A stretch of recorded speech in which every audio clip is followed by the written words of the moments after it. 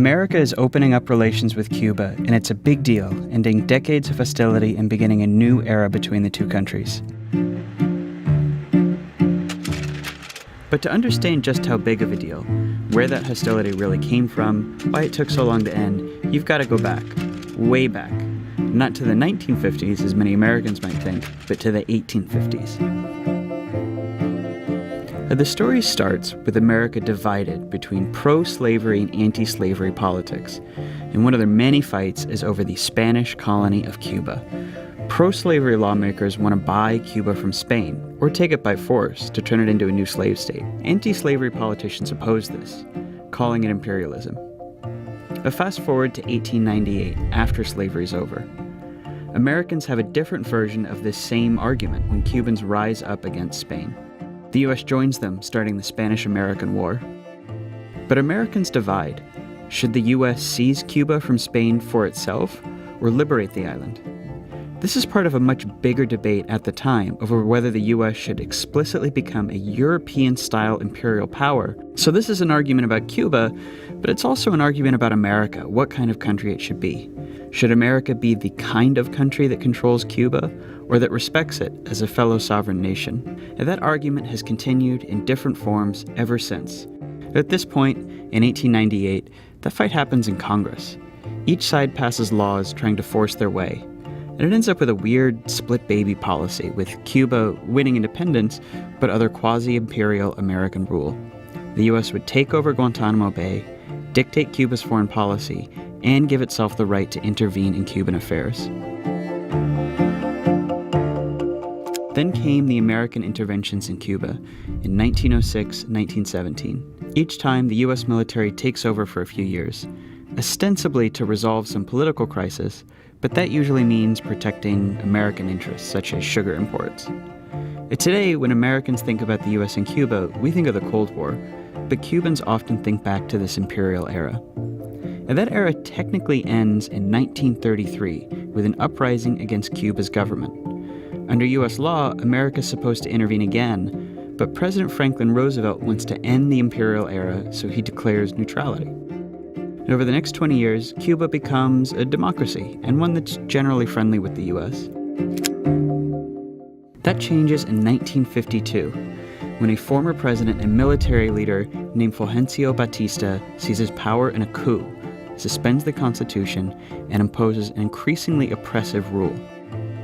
Cuba's communist uprising begins the next year, led by a young Fidel Castro. American politics at this point is obsessed with fears of communism, so the U.S. backs Batista in the war, no matter how brutal he becomes. Now, for Americans, this feels like a front in the struggle against communism. But for Cubans, it feels like Batista is an extension of American imperialism, and the guerrilla war a continuation of their long fight for freedom. Now, the communists win in 1959 and Castro takes power. The U.S., fearing communism's expansion, sets up the embargo to strangle Cuba's economy, tries to assassinate Castro, and even, in the disaster known as Bay of Pigs, sends in CIA-trained Cubans to try to take over the island. Castro turns to the Soviets for help, and in 1962 they nearly start World War III when the U.S. blocks Soviet efforts to put nuclear missiles in Cuba. The incident scares everyone enough that things settle into a tense but basically peaceful status quo. Over time, ordinary Cubans are squeezed between the U.S. embargo and Castro's dictatorship. In 1980, Castro tries to relieve some political dissent by briefly allowing Cubans to leave the island, and 125,000 arrive in Florida. No one realizes it at the time, but this adds a completely new dimension to the conflict. It's now also about the internal Cuban battle between Castro versus Cuban dissidents, which plays out through American politics. And this becomes really important in the 1990s. After the Soviet Union collapses, President Bill Clinton, seeing Cuba poses no threat, wants to end the conflict. And so does Castro, who can't count on Soviet aid anymore. But Cubans in America, who suffered terribly at Castro's hand, want to see him fall and push for keeping the embargo. In the middle of this fight, in 1996, Cuba shoots down 2 private planes chartered by Cuban-American activists. There's a big backlash in the US, and Clinton backs down. 20 years later, President Barack Obama tries again to end the conflict. By now, Americans don't really support the embargo. Lots of Cuban Americans are now economic migrants rather than political exiles, so they want openness. Fidel is getting old, and in 2008 hands power to his brother Raul, who knows the country needs to change. The US and Cuba start secret talks in 2013. The new Pope, Francis, helps negotiate. In 2014, they reveal their agreement to end the conflict, and the next year, Obama becomes the first president to visit since Calvin Coolidge in 1928. The US and Cuba have never really had normal relations until now, and that's crucial to understanding why it took so long for this to happen.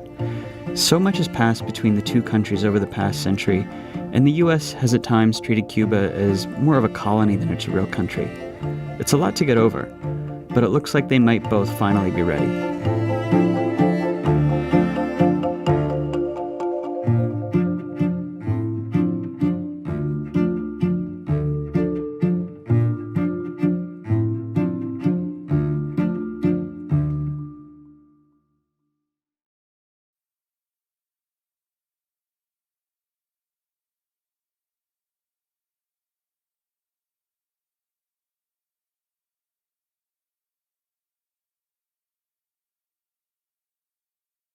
Take over.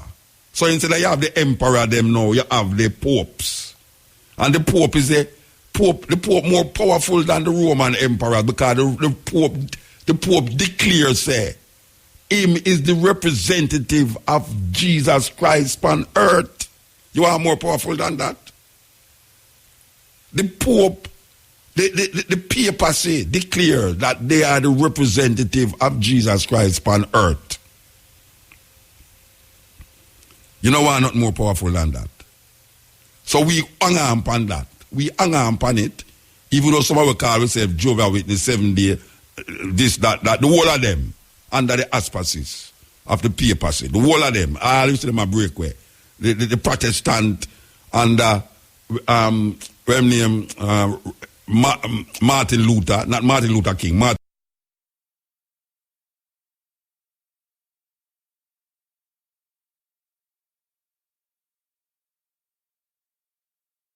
Luther the German, the same guy when he Henry VIII, Anglican, all of them break away from Rome.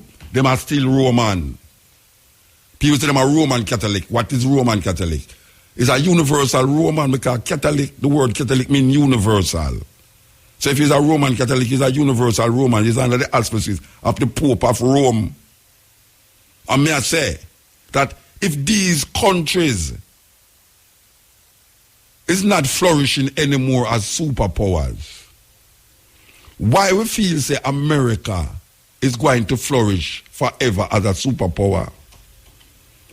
And how is it that a little island can maintain itself? People say, oh, people are line up in that. I go wait name there.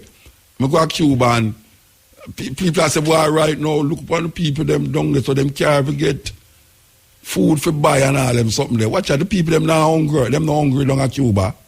Them hungry in America. There's watch out, man. The population, street people in America is twice the population of Cuba.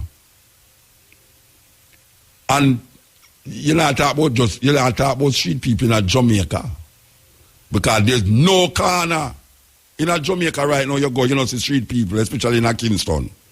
And when I talk about street people, I talk about people who don't live nowhere. When night come, they have to find somewhere, and the rain come there that day, you say, man, me bleed, man. When me lay down in my bed and I think about some people downtown. I not talk about people who live in a shack, no. I talk about people who live on sidewalk, under cardboard. You have certain countries, them things they don't exist. And them things they exist in America. You and go down in the subway. You ever hear Tracy Chapman has sing a tune about Sub City, a city under the city. You go under the subway. You go down at the subway now, and when you look and see the amount of people down there, because when cold take you, you have to find somewhere warm, you know. And down in the subway, apparently, seem to be warm a whole heap of time. This is a so-called first world country where bully people all over the world. Bully people. And I talk about human rights and everything. America have more prisoners in the world than any other country in the world. China have billions of people, and China don't have the amount of prisoners where America have. America have the most prisoners in the world. And then now them turn and look on Cuba and say human rights. What is the human rights that people can really boast of in America? More than you have a whole heap of billionaire. Riches and more money does not make a country. People don't make the people them secure. Because you can be rich and then you hear all of this. Look how much rich people in Jamaica and look how much crime in Jamaica. Look how much crime in Jamaica, look how much murder in Jamaica. Now we have to go do all concert and a man to go be here. For artists against crime and violence. What kind of madness is that? Why we should not do that? Why we should not do that? Because we have a system where design to keep down the people them. And you don't have no leader will rise up. We can say, look at now, by the hook or the crook, we not tolerate this.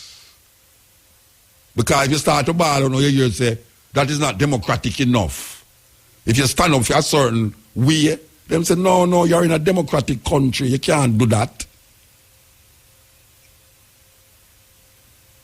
You think say, a zero tolerance is all me now? Zero tolerance for anybody when me see. I drive on the road and I throw things out of the thing, you know. A simple thing like that, you know, a zero tolerance to me, you know. When we see man, I drive and you know, see a box, a styrofoam box, just fly out and a blow in the wind. Right away, me I stop the car and lock up everybody in there and them tell me who throw it out there. It's a terrible thing.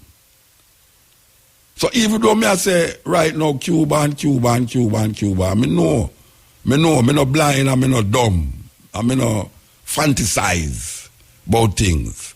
But the practicality of the thing and the reality of the situation is that the system in Cuba is much better than the system in Jamaica, given that Cuba is a dictatorship run the thing and is a system where them call socialism, communism in other country there. Me I say, that system there, where in a Cuba, I serve the people them much better than this democratic system where in a Jamaica, where every day you get up, you hear 3, 4, 5 people get shot and murder.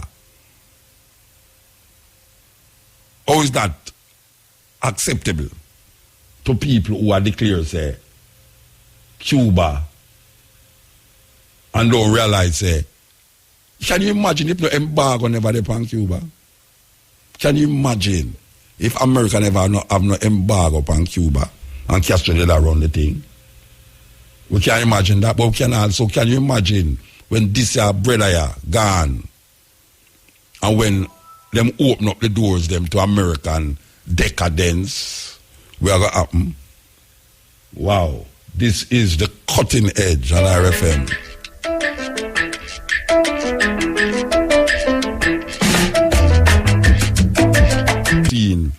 Perform many times all over the place from Cuba, the Buena Vista Social Club. Favorite listener to him says Singapore is the size of St. James. Singapore is the size of St. James. That is what him say. Serious thing. I mean, I tell you the man them have to import household helper. Well, I tell you, hey, can you imagine you work at the RFM and you can afford? You don't have nothing else, you know. You don't have no income, nothing else, and you can afford to get a imported household helper. Just like, why I laugh for that? So, why engineer I laugh? You know, see it. I see with Gaddafi, Rasta. Gaddafi I mean, Chum, I can't want to talk, I got off night tonight. I don't got off night tonight. Trust me. That's why I'm vexed with all Hillary Clinton when me know, say, she instigate that killing there, you know. Vex. You know, see, if I want to make me can't deal with that the situation there, is that killing there, you know. But that's another story. But yeah, the man said Singapore is the size of St. James. Can you believe that? You know, say Tommy McCook is a Cuban. Tommy McCook, for those of you who know the music. You didn't know, say, Roland Alfonso is a Cuban. You didn't know, say, Rita Marley is a Cuban. And Martimo Plano is a Cuban. And maybe a lot of people never even know that. I kid you not. Martimo Plano, a Cuban come from. Sam, I tell you, Rita Marley, a Cuba she come from. Roland Alfonso, I can't name many more too. Maybe before the night, don't know what people will call me and tell me who come from Cuba. You know, see, maybe my granny did come from Cuba, I don't even know, but that is the connection and the link where Jamaica have with this place, where we used to hear say this man is devil. Eh? If you follow American propaganda, you know, you see this globalization, no matter what, Americanization, you know. Because if you look at our way, we suck in without questioning the Americanization of our mind. And people see it as the ultimate, you know. If you are not with it, them say, you're mad, you're crazy. And them use the logics where these people give way for manage everything where we claim is right or wrong. I mean, look how them have we now accept same-sex marriage. Not we still, but in time, Jamaicans are going to warm up to it. Well, Trump look like Trump, no, that. Why that thing, you know, because I'm going to fight against Trump, you know. Trump do that, you know, about the same-sex marriage, you know. Trump said we're going to put back Christmas in a Christmas. Everybody talk about happy holiday. Trump said, no, we're not happy holiday, happy Christmas. You think that, anyway, that's another argument again. But really and truly, we just suck up to the things, you know. And when we see and really understand where I really are going, we say, but wait, I always stay so. We want to the confidence where we have in ourselves, what we're supposed to have, where Marcus Garvey say, if we have no confidence in ourselves. You are twice defeated in the race of life. But with this confidence, you have won even before you have started. So I will make the man them have brains.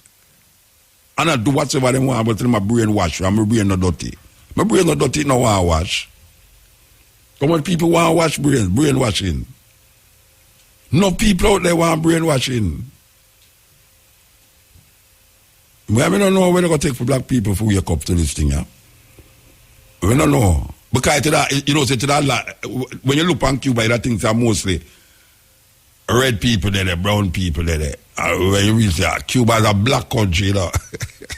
You look at that Castro, things, everybody in a Cuba look like Castro, you know. And when you look at your television in Miami, and you see the Cuban, and you see some of the greatest musicians, them, will come out of Cuba, you know, as some jet black, Yoruba thinking, Santeria thinking people. Because, you know, say, the Santeria strong in a Cuba, you know. Santeria is Yoruba tradition where Santeria is really like, or would I use a religion like a Baptist religion and it become like revivalism in a Jamaica, you know, even though we use the Christian religion, we still have that revivalist African retentive element in it, especially when it hit a St. Thomas. Well, Santeria is like that. And most of the people in a Cuba are Roman Catholic. Just like most of the people in Haiti are Roman Catholic. I can't understand why people are there say, yeah man, a wicked, that's why hurricane lick them so regular, them are deal with voodoo. It's lie. Well, it's like Cuba. A Roman Catholic country that. But them have a root there where you can't get out of them, where if you listen to the music A lot of the music, the indigenous music of Cuba, you will see the Yoruba tradition have come out, the Santeria. It's weird that the Yoruba tradition never reached a Jamaica panel level, like what go at Trinidad and in a Brazil. When you go to Brazil, man, Salvador, Bahia, I mean, like Yoruba tradition heavy. You go to Cuba, Santeria. You understand? But all of these things is things where me need to leave school for go know. Me need to leave school for go know that because me never know nothing about them something like Yoruba. I never know nothing about Yoruba. Me think that's some mad African thinking. Me not really why I associate myself with. Because a Christianity we deal with, that Jesus Christ. No other name that man can be saved but is the name of Jesus Christ. And a 2,000 years Jesus gone and him can't come save nobody from all the madness we are going. This is the cutting edge on RFM. Visit Mooney's Auto Parts, 37... Like Roland Alfonso and Tommy McCook, who is Cuban. It's weird because you have a group of people who, during the Panama Canal time, where them did a work on the Panama Canal and multiple Jamaican did go work. I need to understand how is it that Jamaican, the connection with Cuba and Jamaicans, why man like Roland Alfonso as a Cuban, man like Martimo Plano as a Cuban, Tommy McCook as a Cuban, Rita Marley as a Cuban, you know, all them reach over here so and become so Jamaican. I guess them did come here when them a little picnic. It looks like a whole heap Jamaican guy England. When them a picnic and them don't know no other thing but England. Well, I saw them people like Roland Alfonso and Tommy McCook and them people that them come here when them a picnic so them don't know nothing about Cuba. If you ask, I don't think Copeland know, you know Copeland. Copeland say mother come from Cuba. Copeland. Roland Alfonso come from Cuba. Roland, Copeland Farms. Roland Alfonso come from Cuba. That me I tell you, all right. So we don't argue about that. But me I say no. I mean, know your mother come from Cuba too. So I don't know how you reach her, left your mother. I wonder if your mother is not your mother and you don't know. She must scandal in the family. All right. So we're going to play this for the people. We really are going to play this now. Why listen carefully?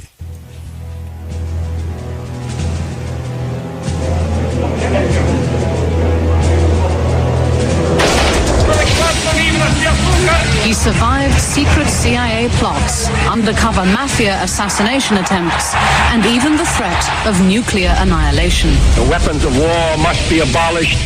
He turned Cuba from a colonial paradise into a player on the world stage. Our troubles in this hemisphere are being generated by Castro's Cuba. This is the story of Fidel Castro, a communist icon who's ruled Cuba for half a century. A dictator only 90 miles from U.S. shores, who's outlasted 9 American presidents. This is Castro, declassified.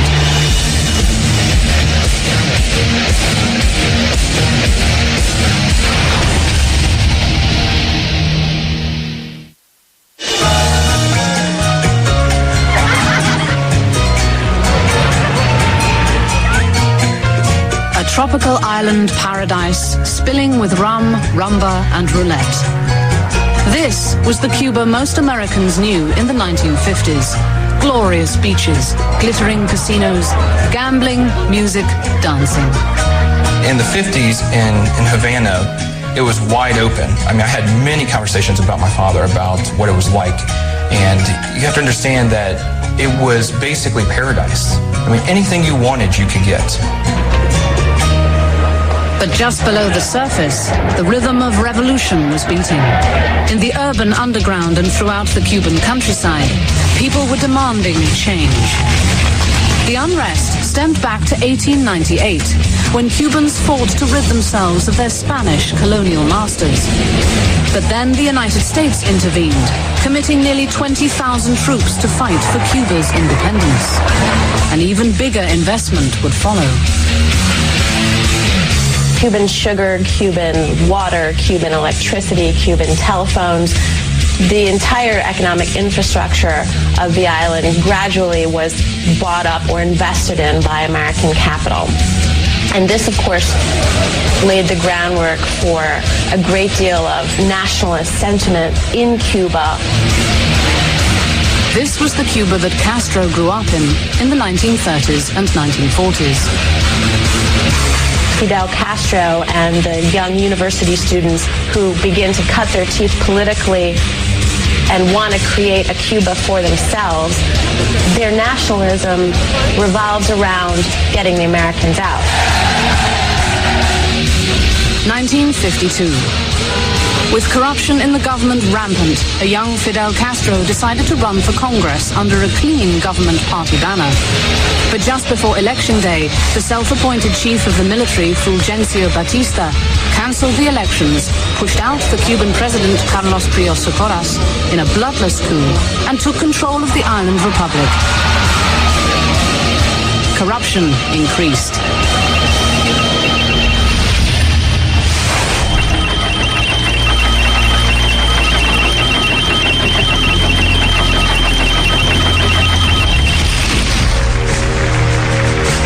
Batista also felt free to dip into the national treasury, to ignore the national budget, to allocate the nation's resources at his own personal discretion. He did not see much of a distinction between his private use of power and the public purse.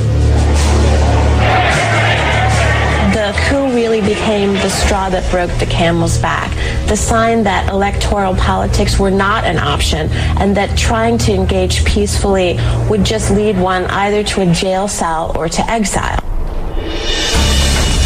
On the 26th of July, 1953, Castro made a reckless, radical move. He led a group of about 150 men to storm one of the biggest military garrisons in Cuba, the Moncada barracks at Santiago de Cuba, on the eastern side of the island. The goal was to seize enough arms to mount a military revolution. The result was a bloodbath. They failed miserably. Many of them died. Those that weren't killed were sent to jail, including Fidel. Castro, however, turned the defeat into a platform for victory. The 26th of July would mark the birth of the Revolucion in Cuba. Castro has a way of converting almost all defeats or potential defeats into mobilizing activities. That is, activities that he uses then to turn the situation. In 1953, Castro should have been dead. July 26th became a campaign slogan, the new name of the new movement to overturn the government. Castro's trial was televised, a bad mistake, giving him the perfect national stage for his stirring oratory. The man who should have been picked off by Batista and his mighty army, the man who had just a handful of ragged revolutionaries, rallied the country.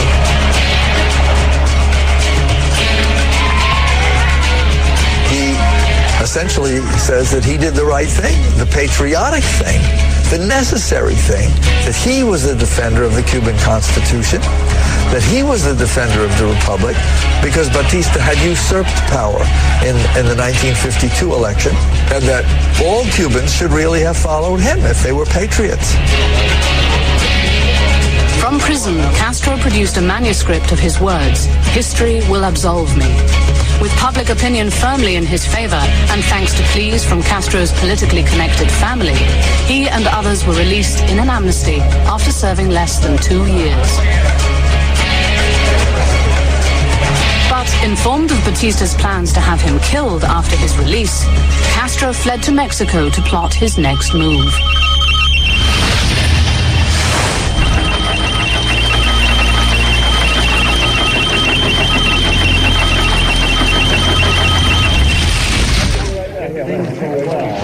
On the 26th of November 1956, Castro returned from Mexico on a leaky old boat called the Granma with a few dozen men.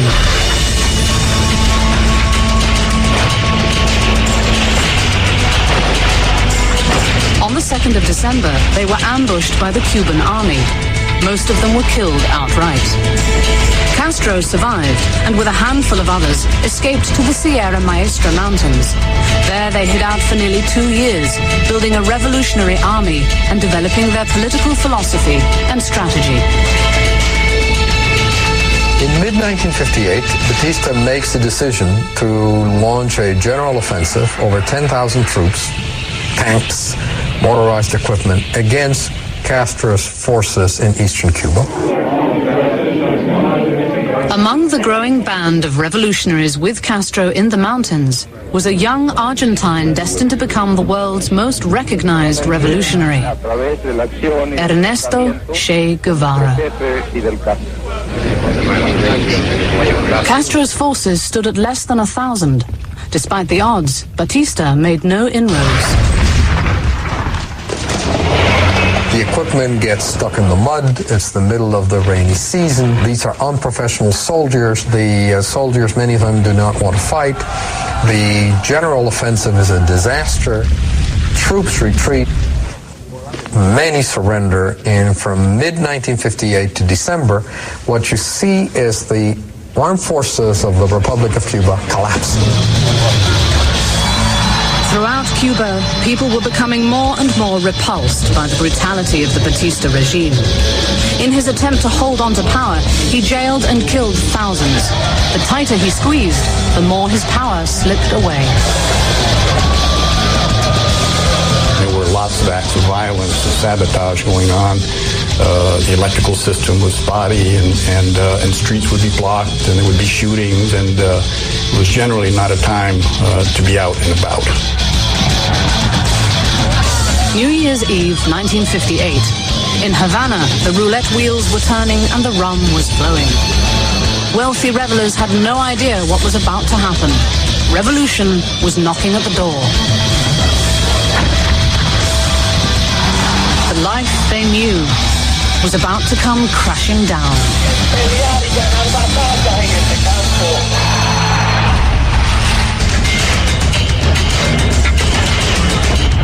New Year's Eve, 1958. While unsuspecting revelers in Cuban casinos played cards, placed bets, danced and toasted in the new year, on the streets and in the Cuban countryside, revolution was bubbling over. After fighting a guerrilla war for the better part of a decade, Fidel Castro's opportunity had arrived. Like everyone else, President Fulgencio Batista celebrated at midnight, but for him, time had run out. He gathers together on New Year's Eve after an appropriately festive party. His buddies, political, military, and other social leaders, fills about 6 airplanes and leaves the country. The nation celebrated. People danced in the streets, filled with hope for a new beginning, a new Cuba. When Batista fled and news spread that he had left the country, Cubans poured out into the street. It was at a time of enormous excitement, happiness, hopefulness. Cubans looked to his departure and to their success at getting him out as a collective victory.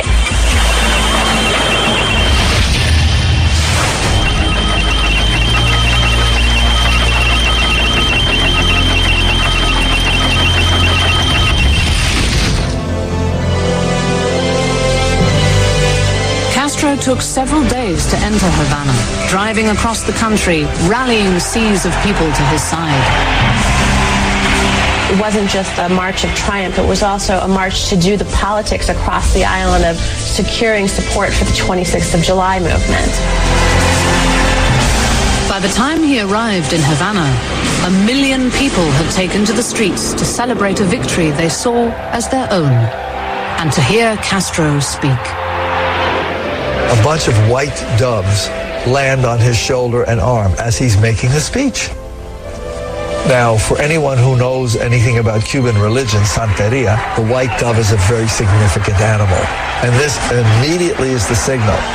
Fidel is the deliverer, O Batala, as he's called in that language. The deliverer. He is the man who is going to take Cuba from its helpless status and make it into a strong people, a strong nation.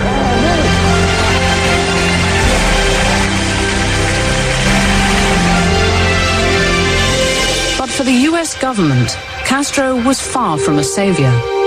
Although Castro met Vice President Nixon and appeared in several interviews on US television, the period of goodwill was brief. The new government mounted a campaign to teach literacy and reading to peasants around the country, and also began to focus on education and also public health. Just months after the revolution, hundreds of people were killed by firing squad after show trials.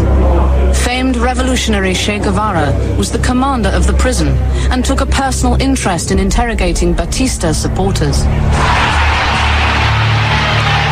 People wanting revenge for the brutality of the Batista regime shouted, "To the wall," the site where people faced the firing squad. There were lots of executions, and we thought, well, they got what they deserve. These are bad men. They've obviously done some terrible things, and so he's cleaning house. But they kept on, and they kept on.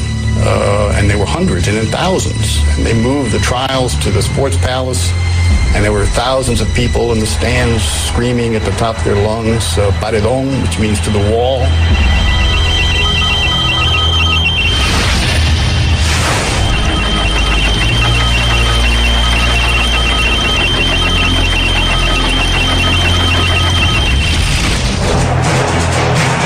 Castro's next move was to redistribute land and press on with agrarian reform.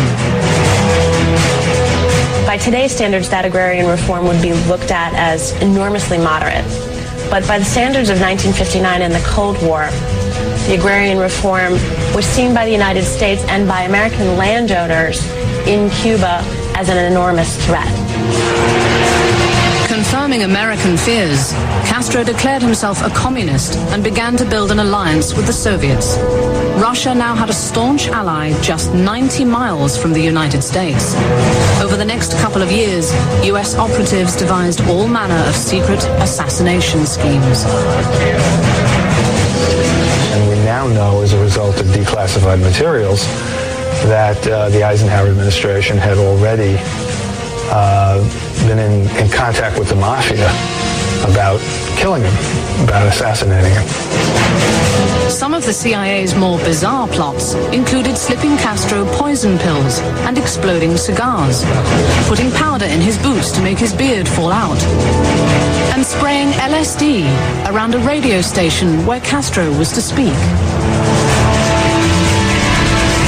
The CIA actually was ordered to compile a top-secret history of all these attempts. And that document, over 100 pages, details, chronicles all of these schemes. They range from exploding conch shells to poison cigars to assassination rifles to poison pens. None of these efforts succeeded, but they certainly show the creativity, at least in the laboratory, of the CIA in its multiple efforts to kill Fidel Castro.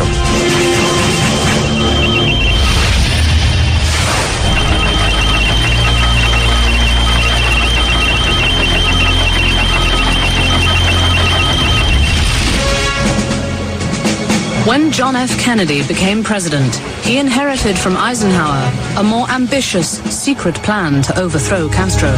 The Bay of Pigs operation, a plan to train Cuban exiles to storm the island and take over the government. Recently declassified documents reveal the CIA hired the mafia to murder Castro just before the Bay of Pigs operation was launched. The CIA paramilitary director, Richard Bissell, who was the architect of the Bay of Pigs, had agreed to use the U.S. mafia to smuggle poison pills created by the CIA onto the island and somehow get them into Castro's food. But that CIA plot failed as well. Miami was already becoming a little bit like Casablanca in Second World War. There were all kinds of conspiracies, all kinds of activity against the Cuban Revolution. And I got involved in a lot of those activities. I was, you might call it a militant anti-Castro. March 1961. In Guatemala, the CIA quietly put together a brigade of about 1,500 civilians. As a super mom, I give my children Super Kids fruit drinks. And now, with the new real Jamaican homemade lemonade flavor added to our old favorite citrus punch, they can't get enough Super Kids. It's hard to believe. Healthy can taste so great. Distributed by Island Breeze. Call us at 828-0001. Hi, I'm Kat Core. Join me for a spectacular night at the second annual Third World and Family Under the Stars benefit concert presented by Stush Roots. Friday, December 2 at the Hope Zoo. We're going to tear down the place with Chronics, Tony Rebel, Freddie McGregor, Savannah, and special guests. Proceeds benefit Children First, Alligator Head Foundation, and Reach Academy. Call 597-3339 about tickets. That's 597-3339. Sponsored by IRFM, Jamaica National, and Reggae Jam. Third World and Family Under the Stars. Friday, December 2 at Hope Zoo. What's the next marathon? I'm wanting about Guinness Sons and Greatness Finals. December 2nd, Red Stripe Oval. Finalists war between Shadrach Son, Fire Sheehan, Heavyweight Son, No Limit Son. And them a clash, we see how we run the string. Guess what? Let's 7 class start at 10. Hosted by Bishop Escobar. Judge Richie Felix and Ricky Trooper. Special juggling by Foota Hype. Admission, buy 2 Guinness at the gate for 500 to enter. Guinness bucket deal all night. They must be 8 in our wallet. I require drink responsibly. We all gonna sing the same. It's the Music Mission. Entertainers against crime and violence. Sunday, December 4th. Dump Beach, Montego Bay. Showtime, 3 p.m. Freddie McGregor, Nesmith, Mutabaruka, Mackie Conscious. Persons of interest: Tony Rebel, Dwayne Stevenson, Peter Lloyd, Sugar, Lieutenant Stitchy, Idonia, King Chavez, Ignite, Karen Smith. Entertainers against crime and violence. Sunday, December 4th, 3 p.m. Dump Beach, Montego Bay. Admission. No weapon. Sponsored by Irie FM, Nutsford Express, Downtown Records, John Swaby Entertainment, M&M Modern Sewers and Trades, Western Mirror, CPJ, Visual City Ads, Clinicare Pharmacy, Lloyd. All gonna sing the same song. 40 years later, and the mission of One Love and Peace continues. On Saturday, December 3, 2016, the Bob Marley Museum honors the 40th anniversary and launched the 2017 staging of Bob Marley's iconic Smile Jamaica. Jam with Dre Island, Runkus, Feluke, Kalissa, Black Hero, Irish Soldier, and Stephen Marley, with a host of special guest performers at the Bob Marley Museum, 56 Hope Road, Kingston 6, from 4 p.m. to 10 p.m. Admission free. Yes, Rasta. Step in Razor. Thursdays, 2 to 6 p.m. Pa Irie. Come with an open mind. Open your mind. Don't just hear. Listen. This is not radio. This is Irie FM. Dangerous. Step in, Razor. This and every Thursday, 2 to 6 p.m. Yes, Rasta. The art of war. Everything you always wanted to say, but didn't. Forward. When John F. Kennedy became president, he inherited from Eisenhower a more ambitious, secret plan to overthrow Castro. The Bay of Pigs operation, a plan to train Cuban exiles to storm the island and take over the government. Recently declassified documents reveal the CIA hired the mafia to murder Castro just before the Bay of Pigs operation was launched. The CIA paramilitary director, Richard Bissell, who was the architect of the Bay of Pigs, had agreed to use the U.S. mafia to smuggle poison pills created by the CIA onto the island and somehow get them into Castro's food. But that CIA plot failed as well. Miami was already becoming a little bit like Casablanca in Second World War. There were all kinds of conspiracies, all kinds of activity against the Cuban Revolution. And I got involved in a lot of those activities. I was, you might call it a militant anti-Castro. March 1961. In Guatemala, the CIA quietly put together a brigade of about 1,500 civilians and began training them. The United States was preparing an assault on Castro and his government. This time, it was all or nothing. This was war. The American-backed insurgents planned to land at a place known as the Bay of Pigs.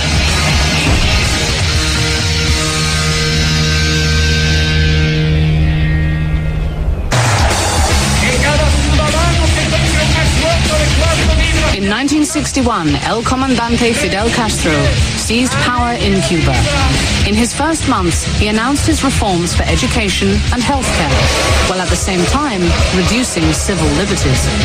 Back in the US, the CIA was targeting Castro with several bizarre assassination plots and the Bay of Pigs operation. We didn't know we were going to land on the Bay of Pigs until probably 2 days before. We always thought that we were going to be dropped or land near the mountains.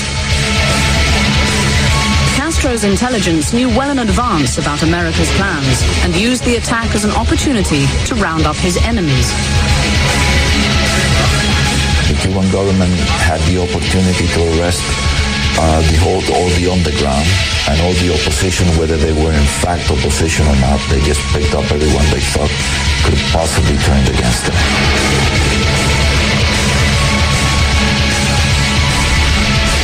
From inside Havana, the U.S. attack seemed to be going badly from the start. The exiles were quickly killed or captured. I remember telling the militiaman that captured us, I said, okay, give me some water and then shoot me. The exiles were held for a year and a half. While in prison, they were visited by Castro. And he came very nicely saying, boys, how is the revolution treating you? Almost in a paternal way. He managed to get a good number of us to applaud him for what he was saying. Okay, that showed me that this man had an ability of persuasion that, again, is not common among political leaders. After the Bay of Pigs fiasco, even the CIA's own top-secret report dubbed the operation the perfect failure. This report was so scathing in its criticism of the CIA's own mishandling of this operation that the director of the CIA at the time, John McCone, took the report. There was about 20 or 30 copies that had been circulated. He asked for every single one to be returned, destroyed all but a couple, and kept those in a safe where they were hidden away from history for decades. Kennedy had lost face and lost the battle. But a new war, an ongoing secret war to bring down Castro, was already underway. And it would bring the world closer than it had ever been before to the edge of nuclear war.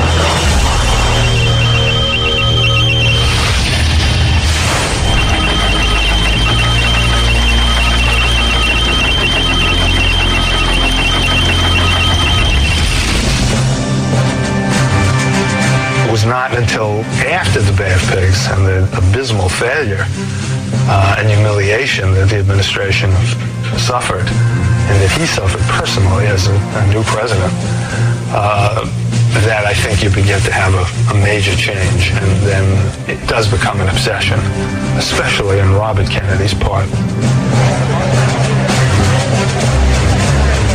In the aftermath of the Bay of Pigs operation, the president and his brother, Robert Kennedy, the U.S. Attorney General, were more determined than ever to get Castro. The cost of freedom is always high, but Americans have always paid it. He now decided he would really pursue Cuba in a much more ferocious and determined way, and Castro understood that about Kennedy, that the United States doesn't take defeat lightly. The president encouraged his brother to lead what one CIA operative described as an ongoing secret war, Operation Mongoose. Clandestine operations that included bombing sugar mills, burning farms, and blowing up factories. In the late 1980s, we were able to get almost the entire record of Operation Mongoose declassified. And it has become an infamous, legendary set of covert actions. A multifaceted, concerted effort to overthrow the Cuban government, where we would weekly send raiding parties into Cuba to supply guerrillas inside Cuba with arms, to blow up factories, to burn fields, to engage in small terror acts, to assassinate Fidel Castro. And so Mongoose came to be the kind of example of what it means to fight low-intensity warfare in the Third World.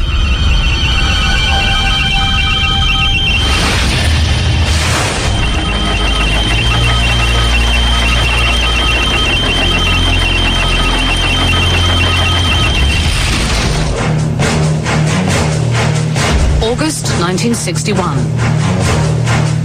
Recently declassified material reveals top Kennedy aide Richard Goodwin flew to South America for a secret meeting with Che Guevara, the representative Fidel had sent to broker a deal. Goodwin describes the secret meeting and how it took place in an apartment in Uruguay. And essentially, as is revealed in the memo, Che Guevara offered, in Castro's name, 3 major concessions to the United States.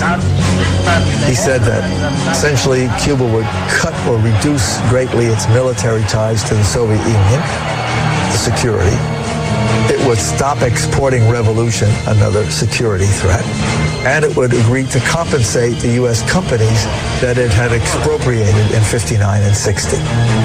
The 3 issues that the United States had with Cuba.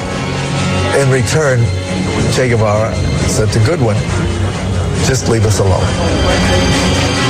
Che also presented a gift from Castro to Kennedy. Fidel had sent along a box of Monte Cristos that everybody knew at the time were Kennedy's favorite cigar. Goodwin took the cigars along with a message back to Kennedy, reported to Kennedy. Kennedy lit up one of the cigars and said, pretty good.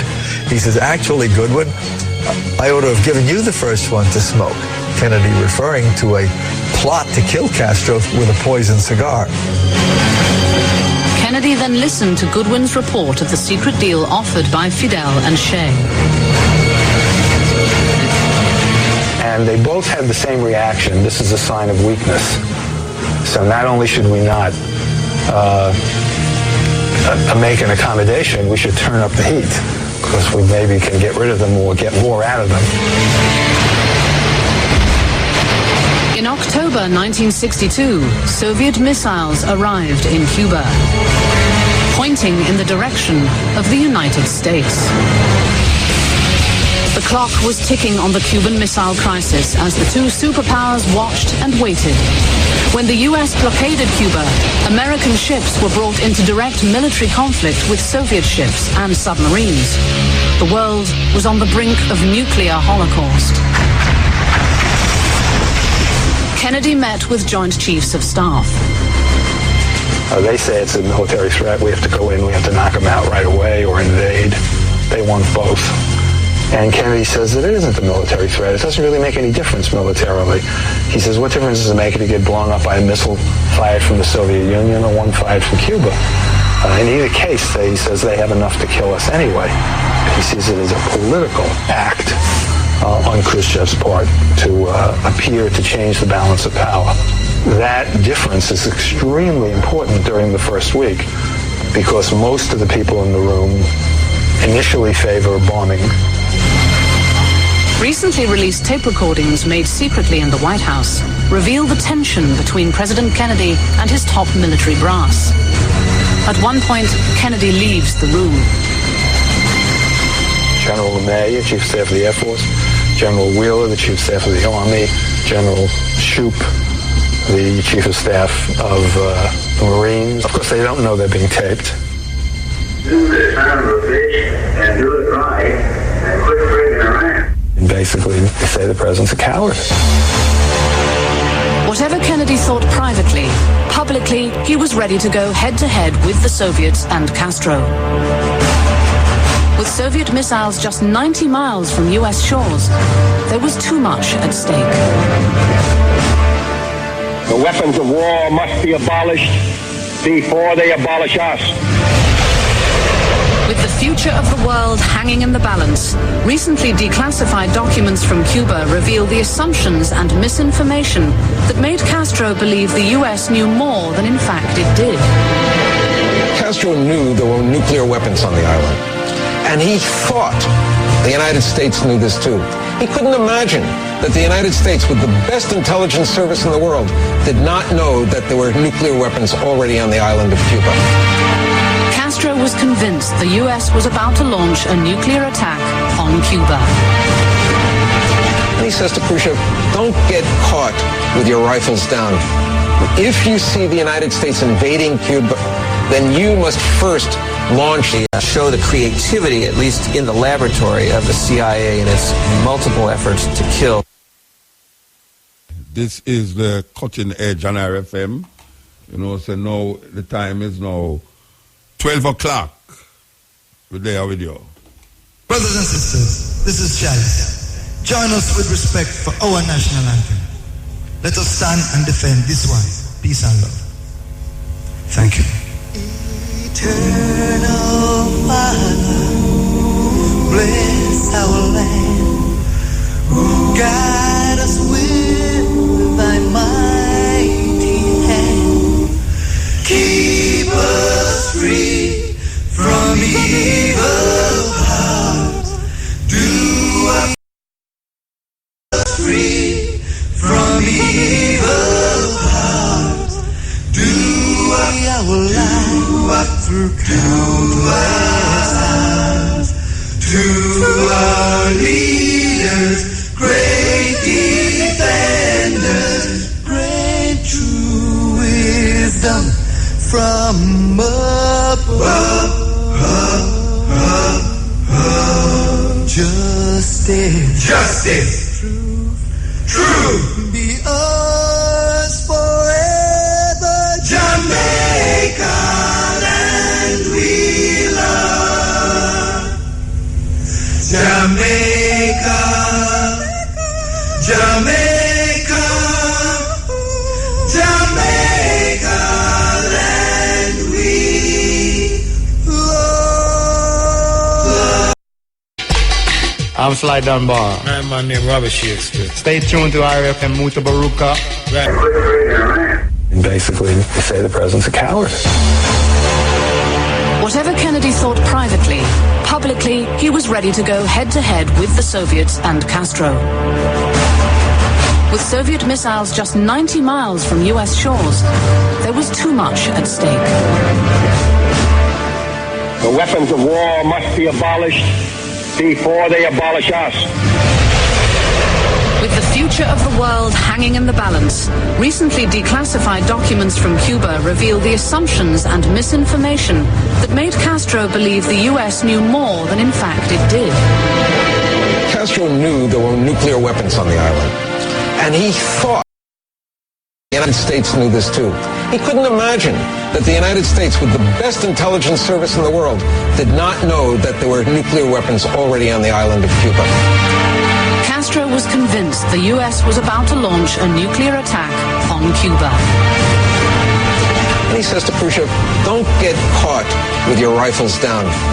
If you see the United States invading Cuba, then you must first launch the nuclear attack against the United States. Mistakenly, Castro believed this because he thought the United States knew more than it actually knew. And so there is this sense that he was willing to go to the brink. As for ordinary Cubans, they imagined that they were going to be destroyed. They would fight to the last person, and a lot of Cubans would die. This is going to be an invasion by the United States. Everyone's going to die.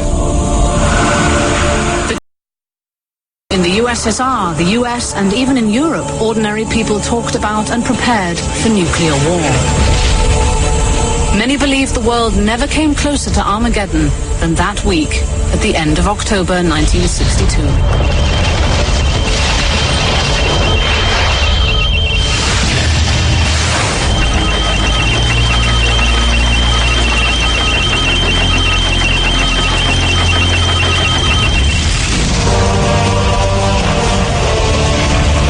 Khrushchev had no intention to start nuclear war. He was at Second World War.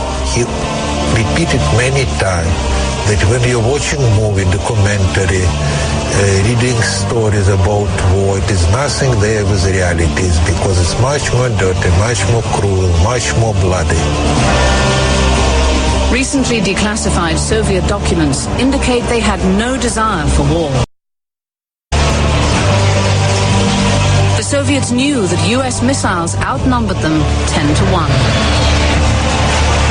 He saw the destruction of the Soviet land. He didn't want to destroy his land second time for the interest of the Fidel Castro. Documents also reveal a rocky relationship between the Soviets and Castro. He became Soviet ally. That bring a huge headache to my father because there's one simple rule. If you want to be a great country and leader of a great country, you have to protect all your allies to show to all others that you are strong enough to protect them. On the 26th of October 1962, Castro wrote to Khrushchev saying he expected a US attack. And he tells Khrushchev, if it's going to be an attack, an invasion, you should launch nuclear weapons first. This horrified Nikita Khrushchev, and it was one of the factors that led Khrushchev to so quickly agree to Kennedy's offer to end the crisis. Khrushchev wrote back to Castro. He says basically, my dear comrade Fidel Castro, I understand your reasons, but I don't agree with you. Launching a nuclear first strike against the United States will not solve anything, but will initiate a thermonuclear world war in which we will all be incinerated. And he very much mentions Cuba. He says Cuba will be burned in the fires of war. It's a very dramatically written letter. And though Castro was seen at that point in Moscow as being slightly nuts for nuclear war. On the 28th of October, the two superpowers came to an agreement. The USSR agreed to remove their missiles from Cuba after the US agreed to remove their missiles from Turkey. And the US promised not to invade Cuba. But the idea of assassinating Castro wasn't dead yet.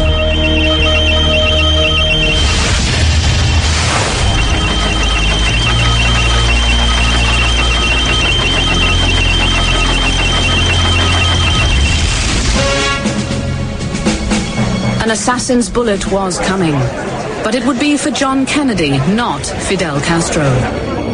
And in the days leading up to the president's death, the Kennedy administration adopted a dual strategy: make peace with Castro or assassinate him. On the day that Kennedy was assassinated in Dallas, Jean Daniel, a French reporter, was sitting with Castro in Varadero in Cuba, with an agenda that Kennedy had given him to go over with Castro for a rapprochement. As they had begun to discuss the agenda itself, one of Castro's aides interrupted him with the news that Kennedy had just been shot in Dallas. And of course that ended the session right there. At that moment, a top CIA officer was meeting with a spy high up in the Cuban military, codenamed Amlash. And giving him a poison pen, which had been crafted in the Technical Services Division of the CIA, and saying that he was going to also provide a very potent liquid, a poison, to go in the pen. And it described to this asset what he needed to do. He needed to get close enough to actually touch Fidel Castro, which had a very sharp, hidden syringe needle in the tip. The agent said, well, this is terrible. I was expecting a major weapon. I mean, I'm a serious assassin. How dare you? This guy wanted to take a pistol or a machine gun into the presidential palace and kill Fidel Castro in a dramatic way. And here they were handing him a poison pen. He pushed it away. Kennedy was dead, and Castro was alive. Despite the ongoing secret efforts to kill him, despite the threat of nuclear holocaust, the seemingly indestructible leader of the tiny island nation survived. Castro was now a player on the world stage, and he would use his new stature to fire up his revolution. Castro was about to begin a new series of battles. And although assassins a game plan, someone else would fall to the assassin's bullet. Someone very close to Castro. By 1963, the ongoing clandestine effort to oust Castro was failing. Instead, the superpowers had set their nuclear sights on each other across the few miles of water that separated the US and Cuba.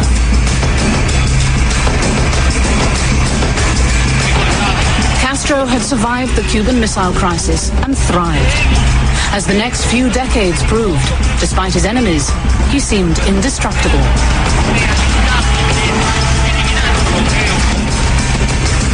After the Cuban Missile Crisis, Castro made himself a player in international politics. At the urging of revolutionaries like Che Guevara, he became a third world hero as he sent armies and experts to help in revolutionary battles in Central America. And it was Castro who brought the Soviets into these revolutionary battles. Angola was the Cuban initiative, and it was Castro who lured the Soviets in. The Soviets were reluctant to help the Nicaraguan government. It was Castro who got the Soviets to provide armaments for the Sandinistas.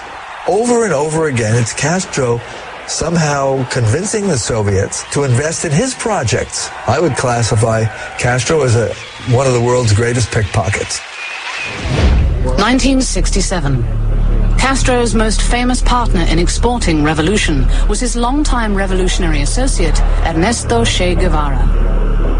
While Che was supporting revolution in Bolivia, the CIA allegedly hired Cuban exile Felix Rodriguez to hunt him down. During the combat, he was wounded on his right leg. His rifle was shot out. They were killed, and he was captured alive. And then looked at him and said, "I'm sorry, I tried my best." He understood. He turned white like a piece of paper, but he said, "It's better this way. I should have never been captured alive." Just before Che was executed, Rodriguez took a last photograph. It was 1 o'clock in the afternoon when I left him. And about 1:10 Bolivian time, I heard the bird. And I took note at that time that was the time that he was executed.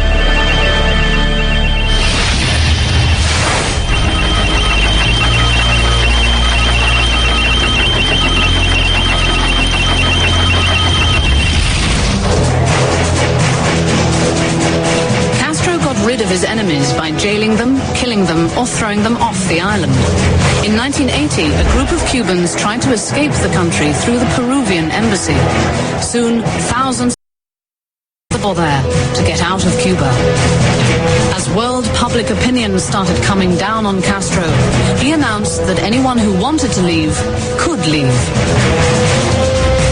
It was a smear on the Cuban society that 125,000 people wanted to leave Cuba and run to the United States.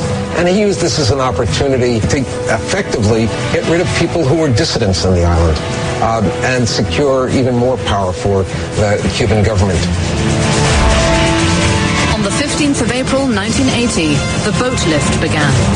Typically turning the situation to his advantage, Castro simply exported his enemies and sent them over to his biggest enemy, the United States. He emptied jails and filled the boats with thousands of people he deemed undesirable. And so one of the ways he's been able to survive is to think one step ahead, to make them him into opportunities for his own survival, to find ways to have his enemies neutralized in the sense of their own power being undermined, their own credibility being undermined. In 1989, Castro was about to take his toughest blow ever and lose his most important ally. The collapse of the Soviet Union led people to think that Castro would soon follow, that Cuba was receiving subsidies from the Soviet Union in terms of higher prices for its sugar than the world market and lower prices for the oil. And when the Soviet Union was no longer this sugar daddy, the sense was that Cuba could not survive. Between 1989 and 1993, the Cuban economy drops by about 1/3. This is a huge collapse in a very short period of time. Hardship affected everyone in the country. It meant that you did not have enough food for yourself and your children. Friends of mine literally shed pounds and looked in terrible physical circumstances.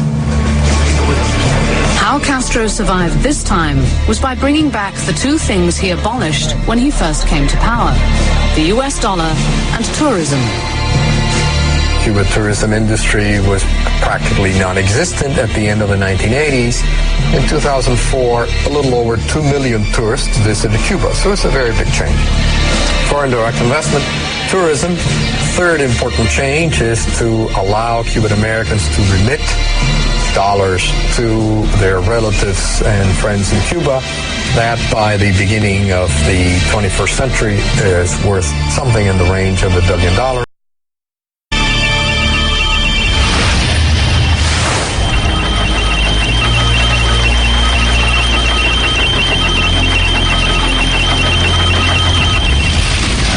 Many scholars and Cubans argue the best way to get rid of Castro is to end the embargo, the official U.S. policy forbidding Americans to do business with Cuba, which has been in place since 1962.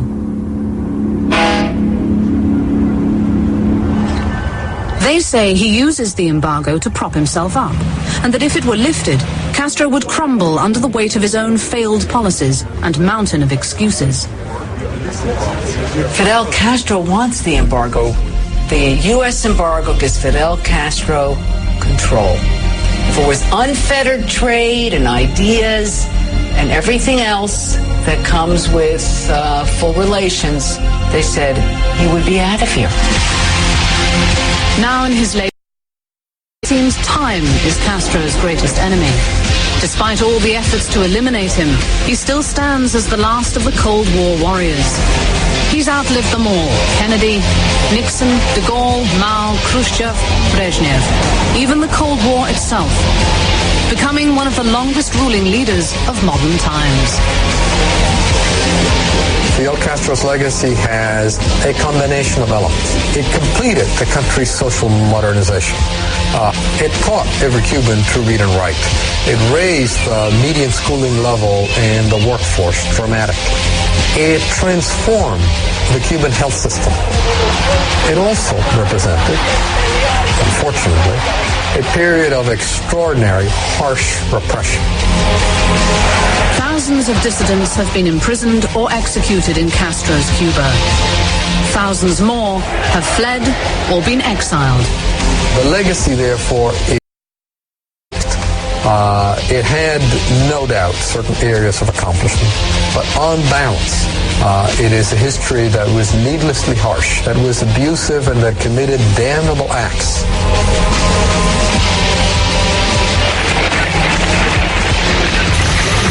Both enemies and friends acknowledge the prowess of the man who started with a handful of guerrilla rebels, seized power, and held on to it for half a century.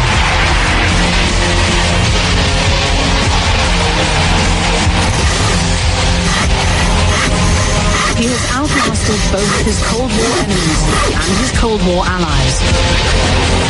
Against the odds, Fidel Castro is a survivor.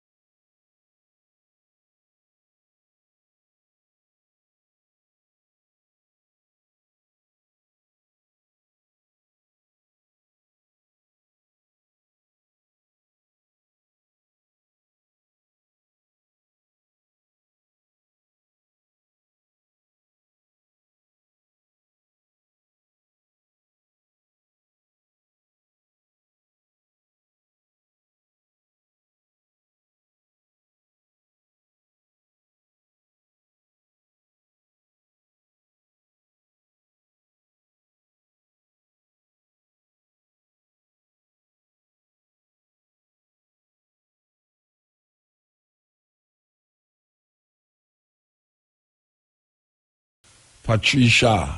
Long time song them there, you know. Them song there was big song all in Jamaica too, you know. I don't know if you're old enough to remember when there was only one radio station in Jamaica, Radio Fusion. Didn't have them, you pick up some Spanish station. A Cuba them did that come from. Yeah. You have pick up some Spanish station for your radio. Trust me, man. That was something else. Well, all them tune it big. Big in Jamaica too. Same Press product you tune name Cherry Pink and Apple Blossom White. May I tell you? Sweet song. We're going to play some Cuban-inspired songs after this call. Yes. Continue. Muta. Blessed man. Amigo, ¿cómo estás? ¿Todo bien, amigo? You go on over the show for me, no comprende. No comprende español. Poquito, Hey. No, público correction. Yeah. Right? And a Cuba botando Celia. Celia Cruz. Yes. Celia Cruz. Yeah. Yeah, C-E-L-I-A. Celia. Yeah, Okay, sir. And Gloria. And Stefan. Gloria Stefan. Okay, Gloria sir. Stefan. All right, sir. But thank you for the correction. Yeah, we'll give me one selection. They had it, River to the Banco Valley. Yeah. They have it in Cuba, they have it in Spanish. Spanish style? Yes, man, but like... All right, who do it in Spanish? Tell me. Me no remember. But where you call for junior, you know, Bridget? No, but that means that you must have... No, me not say me not have it, but me have to go remember now. Oh, no. It probably I know River to the Banco Valley name in Spanish. Yeah, it name, I think, Rio de Banco. Rio de Banco. I think so. All right, sir. Rio de Banco, Cuba. Yeah, one of them man when you go down to Cuba during the PNP, Cuba bed. No, sir. No, and Carnival. All right. But you forget about Buster, you know. Buster come from Cuba too. No, but in go they go get Indian Buster one thing, no class in Indian. You know, say me hear something now. You know, me don't know what a fact, but me hear something like that still, you know.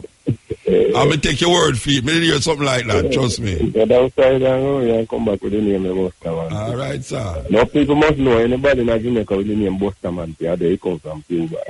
Cuba. All right, sir. Yeah, man. Yeah, give thanks. Yes, sir. All right. Cuban music, Cuban style. Here we go. Seriously.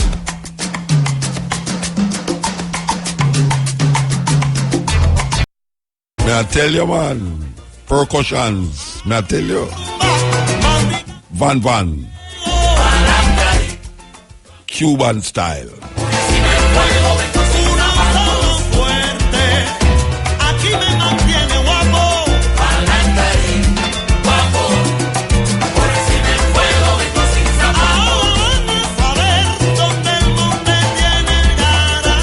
So the next music we're going to play, you know, is music when me hear from me a little pick me. From Raytown days, me I listen to this tune here. Yeah, man. Next tune.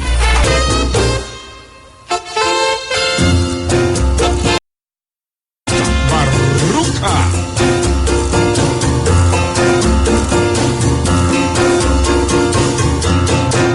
Mango Santa Maria. Yeah, man. Big artist out of Cuba, Mango Santa Maria. Yeah, them tune, there was some big tune in Jamaica, you know, all the way here going, you know. A big tune them there. So, you know, it's a Cuban music influence a whole heap of people, you know. Long before you did hear about reggae and ska and them things there, you know. Music did all over the world. And plus, Cuba is not the only Spanish-speaking country too, but most of the South American country, them like, you know, they have Portuguese, Spanish, you know, Spanish and Portuguese almost sound same way to me. I don't know why. But then you have like Mexico. You have Puerto Rico. I mean, Spanish country like wow.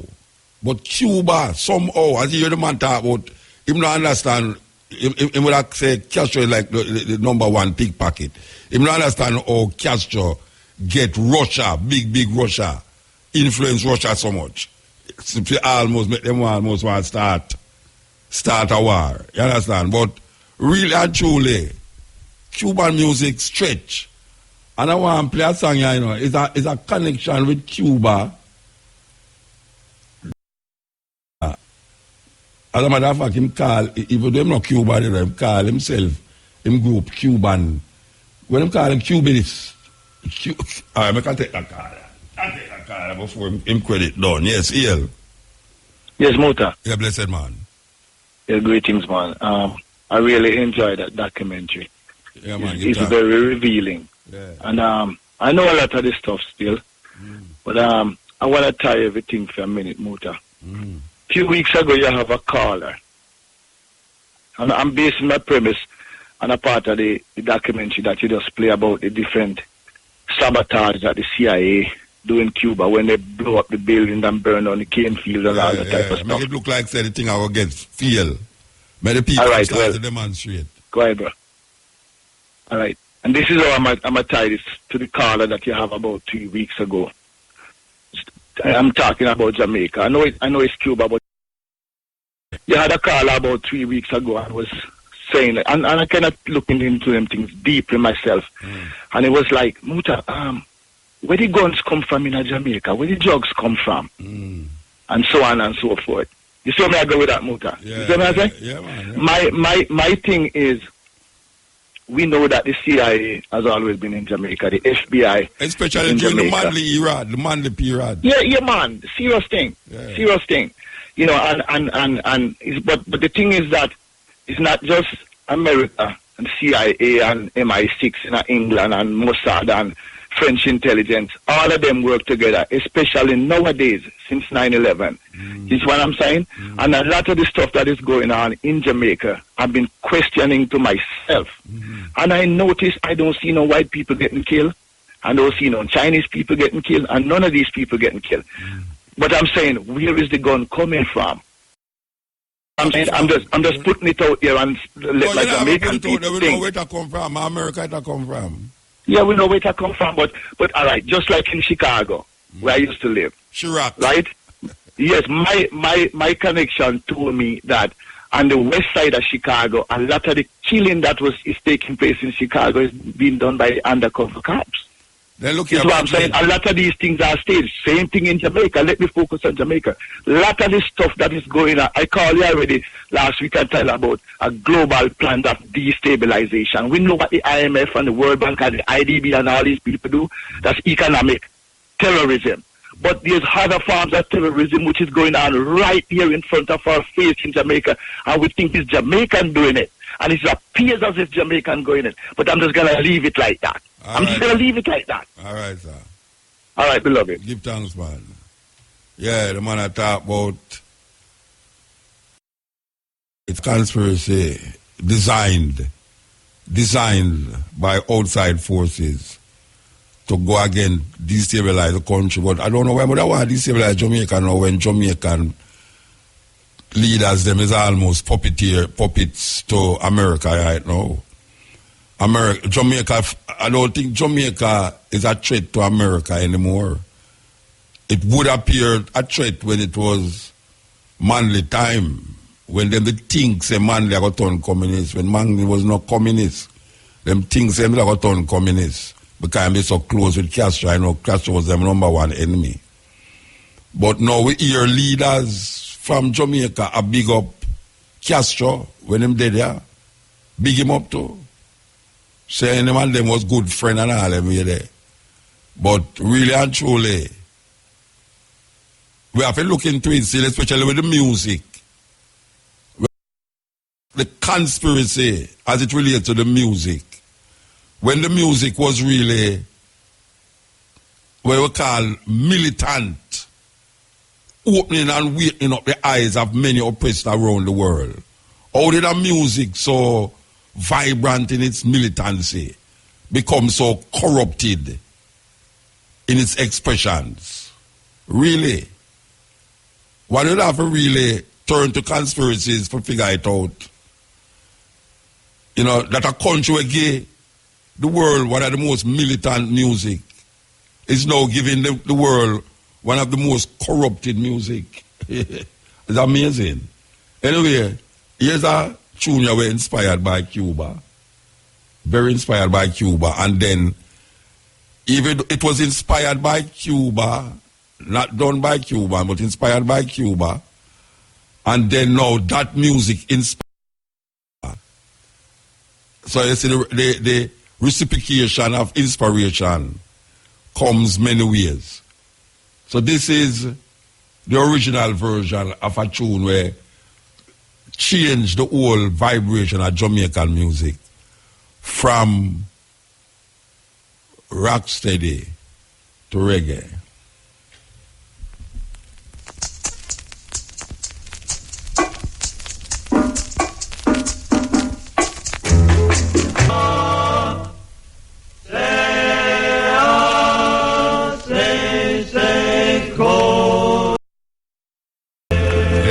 That as Bangarang, the music that they claim changed the beat from rocksteady to reggae, done by the man. I watched my perform the other night at the Ska and Rocksteady Festival.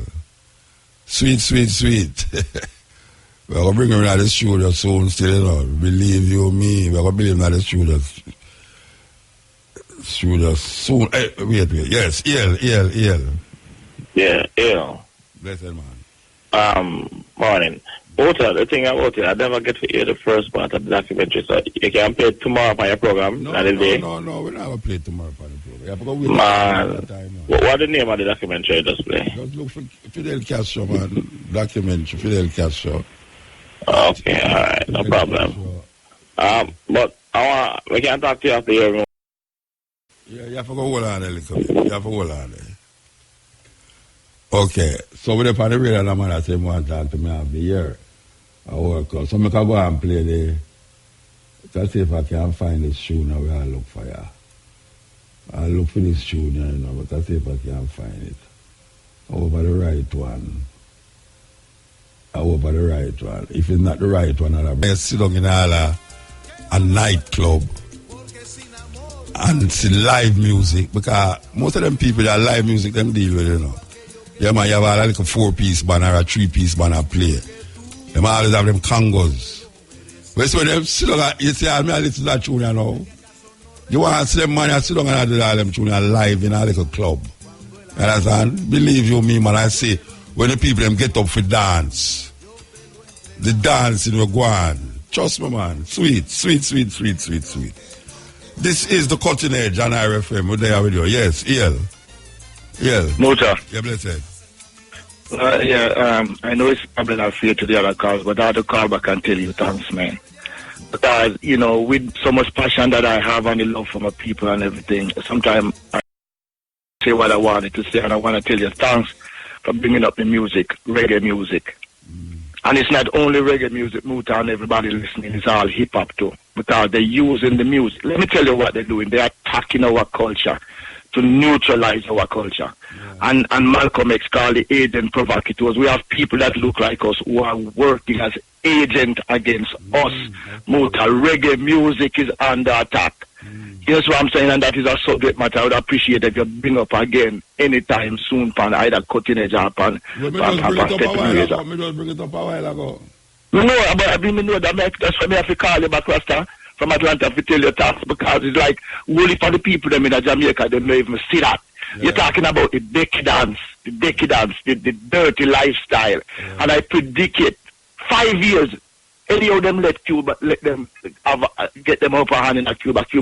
Done, like Jamaica, may I tell you. Then you catch man. Wipe it out, them are going to wipe it out with them wickedness and them nastiness and them dirty lifestyle. Yeah. And that, I wouldn't say them a listen still, because them have them down there, whatever. But we tell them, so we know, so them down there not to do us any justice, to do us any good. In a Batista government, that is really what caused Castro to rise up, because when them say the American decadence take over the country, the gambling and the mafia, you know, you're the man them does, you know, you're the man I tell you, the CIA said the mafia to kill him.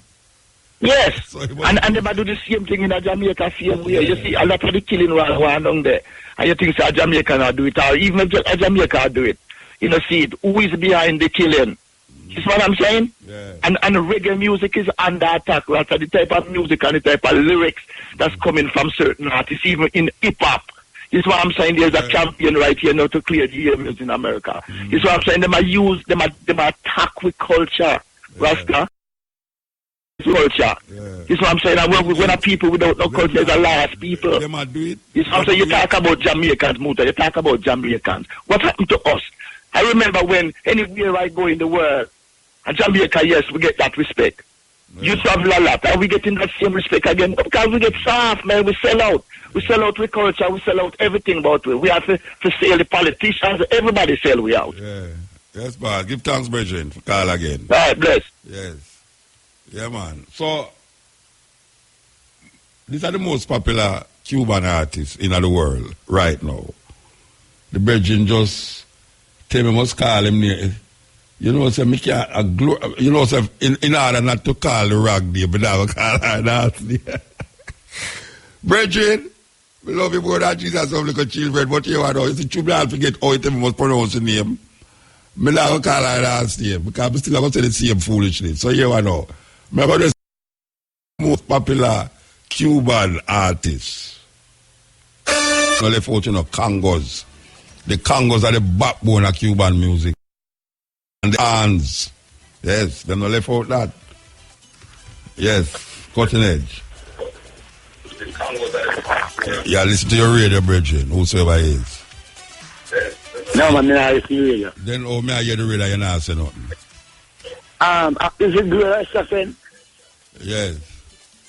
Yeah, man, I told this, you know. Okay, blessed man. Yes, guys. This is gonna listen, you know, but you know the artist, you know, say, you know, you can't, you know, you say you can't pronounce, but No, we can't pronounce it. That forget when the brethren did say we must pronounce it. Okay. I'm not telling you a lie. I tell you, the brother tell me to pronounce the right thing, and as I hang up the phone, I forget the spell, this pronunciation. Yes. Yes. But, me I hear up on the radio, but I don't hear talk to no in a Muta. I know you may talk to now. No, I next birthday, but the same one talk to you after here. Where you talk about? All right, then. I told man, so what are that? But I listen to the radio, you tell me what I know you may talk to. Okay. I want this mad man, man. Oh, what did I use bald head? You remember when we just come out, what did I 1980? No, I don't remember nothing about that. But when I say you listen to the radio, that's what I know you may talk to. Okay, General. Great. Cuba. Castro. And the legacy of Fidel Castro. And the only way we know to do it is talk and give you a history of Castro through the documentary and play the music from Cuba. Yes. That's how we do it. So, if you want, that's what I go on. That is what we do. We pay tribute to Cuba and Fidel Castro. Yes. Blessed Rob. Blessed man. Thanks, Mutabaruka, for the fullness of the short teacher and I about this. Yeah, man. Cuban teaching now. Yeah, man. Because you know that teacher and I know, teacher say, that's how the man was honest in people them. And that's one of the first things them couldn't get him out, you know. And people them promise them and fulfill that to them, you know. Yeah. Anything you say I'm going to do to them. And the people them afford that, because that the people them want. And they want to free up them, to tight up on a certain nation. Yeah, and then you have some now we couldn't take it and them to do love American life, like the life before. So them have to run away. Yes. Yeah. So, it's a lesson to all the government them all over the world. So from them deal with the people them with upwardness and honesty. The earth run better and the things that were better for the people them. We can they not trick the people them and tell them pure right every day and night at the same thing over and over and feel like say a set over all the while. Yeah. So the people them get wiser and wiser, you know. Yeah man, you fool them sometimes but you can't. And them feel the pressure of the system and know some things can be much better, you know. Wait there. Then see the demonstration we go on the other day during the election. Right. Set of the people them who can vote, you know. Right. So you cannot imagine say. So why is that? So it's a message. People are saying all over the do. And them not, watch out. You see them politicians, them not take that other message, you know. If you have 30% of the electorate vote, that means that 70% of the people them who supposed to can vote don't vote, you know. Right. That are 2 times the amount of people who can vote don't vote. Plus, like me, I know who couldn't vote, and other people who never did vote yet, much less. Right. Yeah, Right. It's a terrible thing. So them need just know so what you know. And every day I go by the same way. And everything seems because you fool the people sometimes, but you can't fool all the people all the while. And from one know, that means to the all of us are going to know, you know. Yeah. So everything take a little time. Look at time, like man. Even though things are changing to me the same, but everything take a little time. Yeah, so I just we know for just stand up and know so what I know. And from a grassroots, a little man can just rise up said way, you know. But them can't stop, no matter how them try, no matter where you is, yeah, who want try and who want try. Because people them see a light and see the person that is sincere and I deal with them on a level where them want to do. Yeah. And them see them things you got you. Yeah, man. I mean, no one can't stop that again. You better know that. So that's why the man reach so far with the people them and take the pressure off for them and promise them things and them fulfill it. Yeah. And the people them is hungry for that. So them are not too much pressure. And they live till them are 90-year-old. For real. I want our greatest leader ever rise up in the earth, man.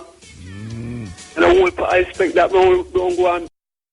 Well, them should have give him all them tribute before him even pass off. No, well, them tribute did go on before him pass off, you know. The documentary I'm play a long time documentary, you know. I know Dream Dead why them documentary they make. It's documentary where we have long time and we just choose to play it now. Right. We not start exactly like the eye and the radio, you know. That's about the rest of the people them we have come now, come Solomon and come round from who did a fight from who never fight. Okay. And them kind of hypocritical thing that we are talking about. See? So they need for us know so watch out. Take a page out of man book, man. I'm going to get serious. May I tell you? Look how the greatest thing right now. Healthcare, education, malnutrition, I mean, take a page out of the book, of course. Best doctor, them the best physician, them in the world, all over the world. That's most of everything. Yeah. You know, camouflage thing. No camouflage. Yeah. And if you want a nice antique car, you can go to Cuba go get it. A nice antique car. We value enough if it come out as enough, more than a Benz. Yeah, man. Yes, we need to learn that, man. We need the leaders, so-called leaders with them big neck and them big this and them big that. Both is slave. Yeah. See, for them time are coming up. Things say them for them time are coming. Things say them are going to escape the judgment. Where them stay there and waste time and when them fall in the trap, who are going to help them? Yeah. Like people ever more than police and soldiers, you know. And police and soldiers, who drop them going and come join up to because them feel the pressure too, you know. Of course. Yeah, man, give thanks, brethren, give thanks. Blessed love, man. Yeah. Yeah, this is the cutting edge.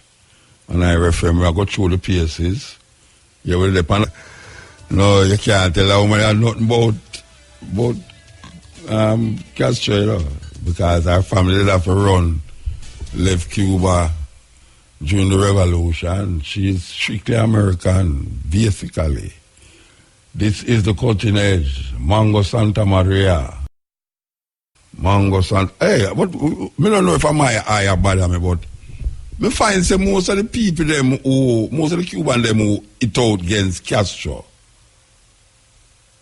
are white people them, white Cuban. I mean, I don't know about white Cuban them, but look like Castro look like Castro. Them have the color of Castro. most of the people them who me hear lick out against Castro, me hardly find a black Cuban were adamantly against Castro. Hardly.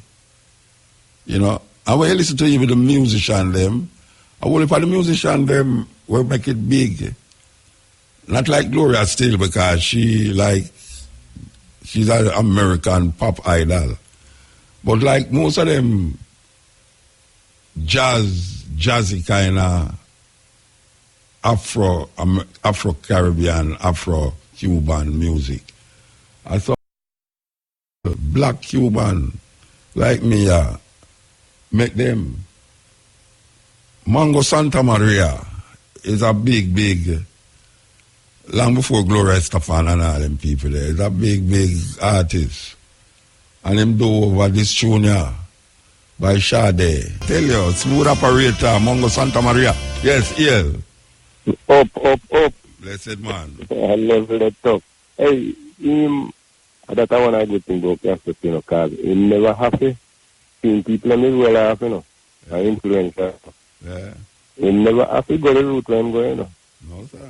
He may have to come down, go ahead before the little man them. Because I don't know poor family him come from, man. No, I think people only out there because I saw coming get out of, members I saw coming get out of prison. Yeah. Because of the influence of that. But when I made a plan to kill him when he come out, but and him, go right, they think they said. Yeah. Right? And him, before I'm going further, the name not hard to pronounce, man. Just put an E in front of what you say. Because you say Stefan, just put an E in front. Stefan.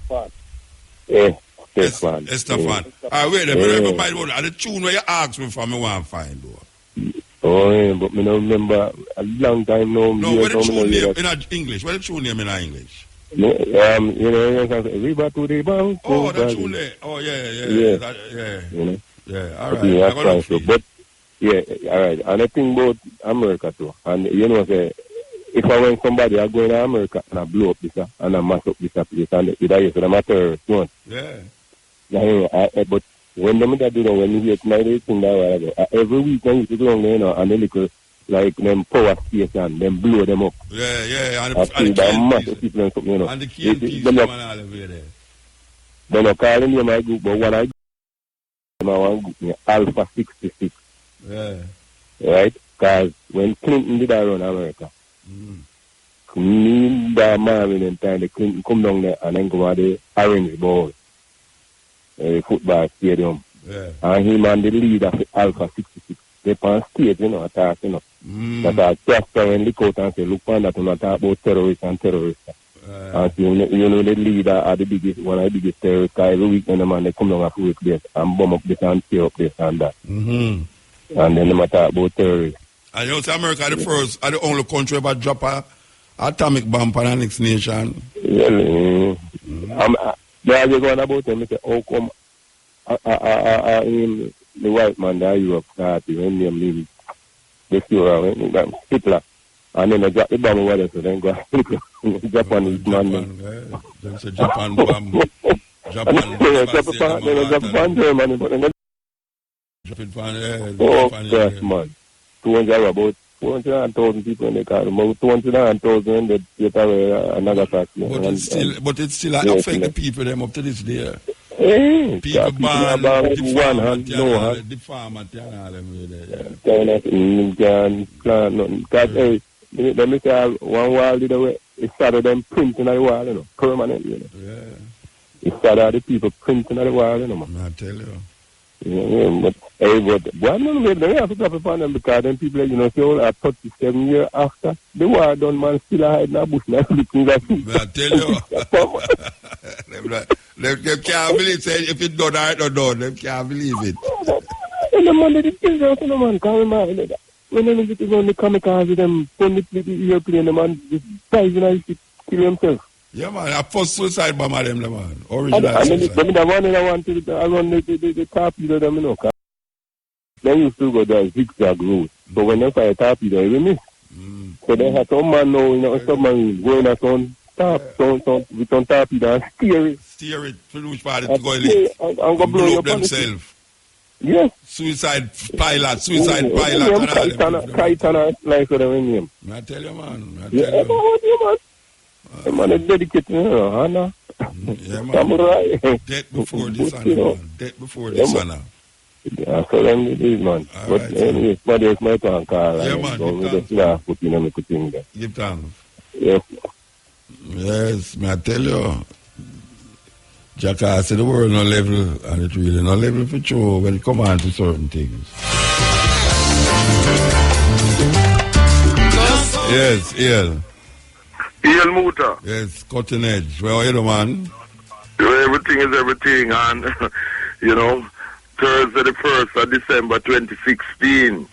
And before I mention about Fidel Castro and his passing last Friday at 10:29 Havana time in Cuba, I want to mention the fact that in Britain, it has stepped up whereby African women at work for private companies are being told, it's nothing new, but the pressure is still on.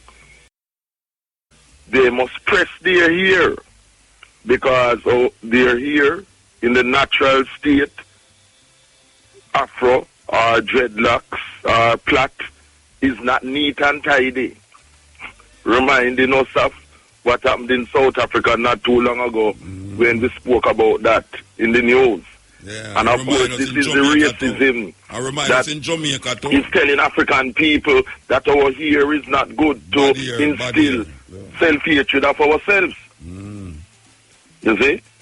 You know what? Yes, that it's not neat and tidy. So to be neat and tidy, African women must press their hair. Which news like to be like European women. Which news it come over? Which station? No, it's various places. It's coming in various places, so it's been on radio and newspapers and so, and this is the situation, that our people as women, as African women, wanting to maintain their African features in terms of their hairstyle, natural, being told, and it's part of the racism that is encouraging our people to bleach themselves and to change their hair, their natural African hair, because it is not good, not neat and thing. And this is something that we as African people have to resist, But because as you know, this isn't just in Britain. This is a worldwide thing. If we see them attack their go away, I was still so dumb and deaf and blind, man. I would say all them attack their go on, brethren. Something wrong, man. Say that again? No, me say, them attack their Guam for African people. I would just go on like say, everything is jokey-dokey and we just so... And them when not we, because people like you and myself, Manding, one other people who are conscious. That's why we doing what we're doing. Yeah, but when I say we, I mean African people. I include myself in the African realm. I mean, all them things are going in front of we, and we see it going. And it's just like, I mean... Yeah, I hear what you're saying, Muta, but this is why I, as an African, and a conscious African, bringing it to the attention of our people once more again, and the other Africans who do the same thing too, because this is what we have to do, to get those of our people who are not conscious because of enemy indoctrination by the racists, to get conscious. Because it's a battle for the minds of our people. And we cannot afford for our African people to be psychologically destabilized and indoctrinated. But that's part of winning the war against us. If they succeed in convincing sufficient numbers of African people that they are inferior because of our very Africanness. But, brethren, say most of the African people them is already... in that thinking, I don't somehow way. That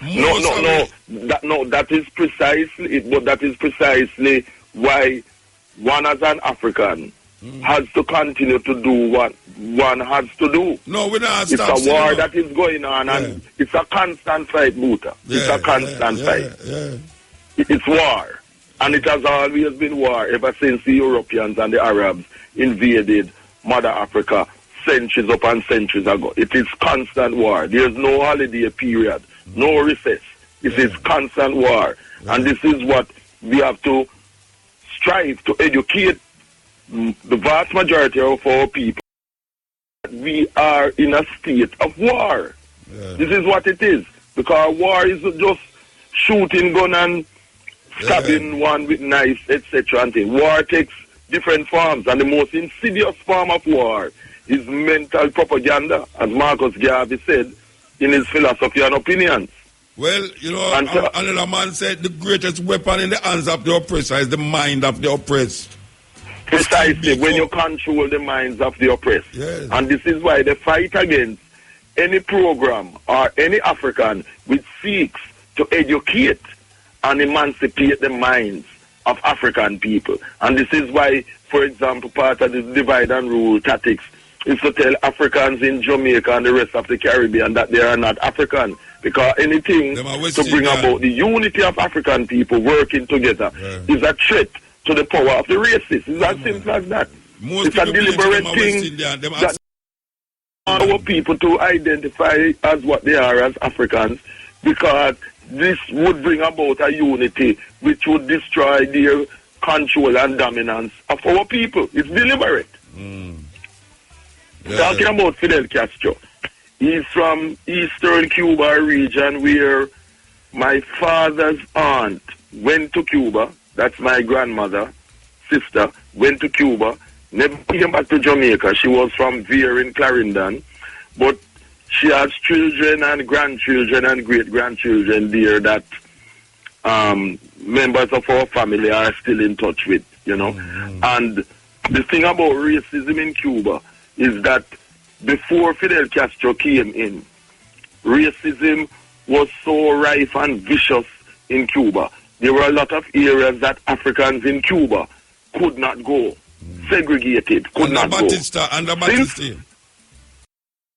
No, I said before Castro, because not just in Batista's time, from Batista and others before him, Batista, Machado, and others. You see?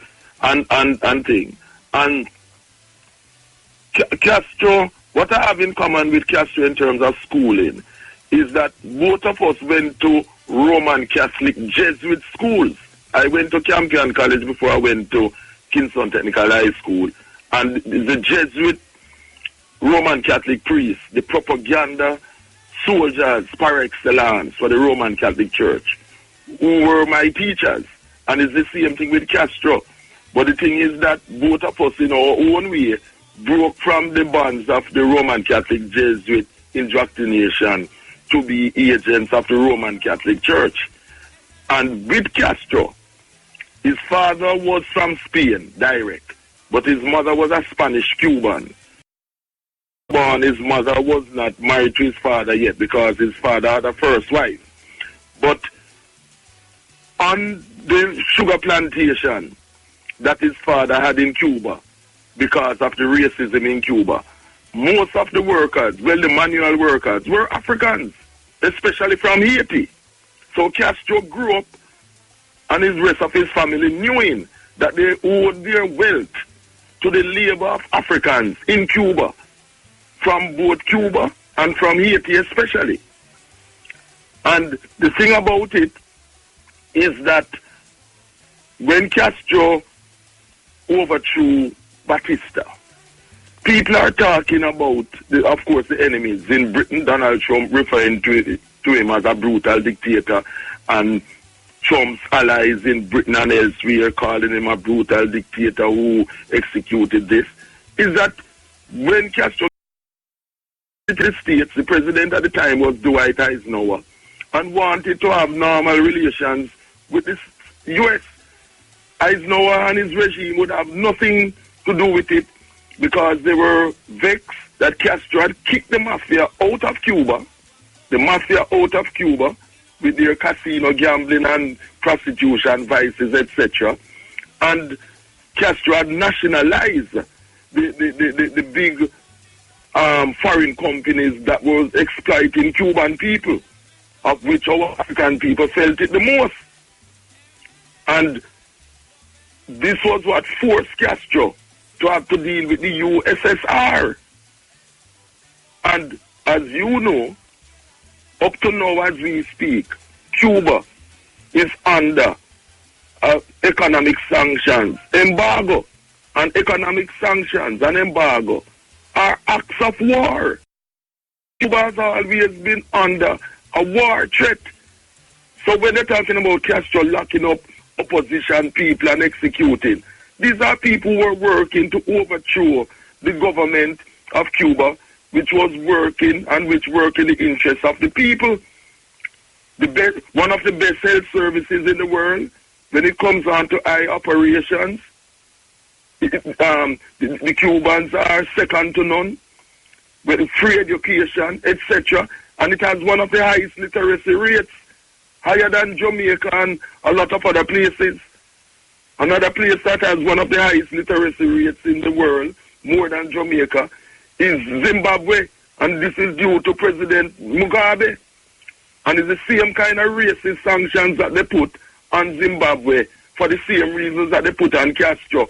Because the thing with Castro is, which he must be commended for, is that he to the Yankee racist imperialists and says that Cuba will never be a colony of the Americans.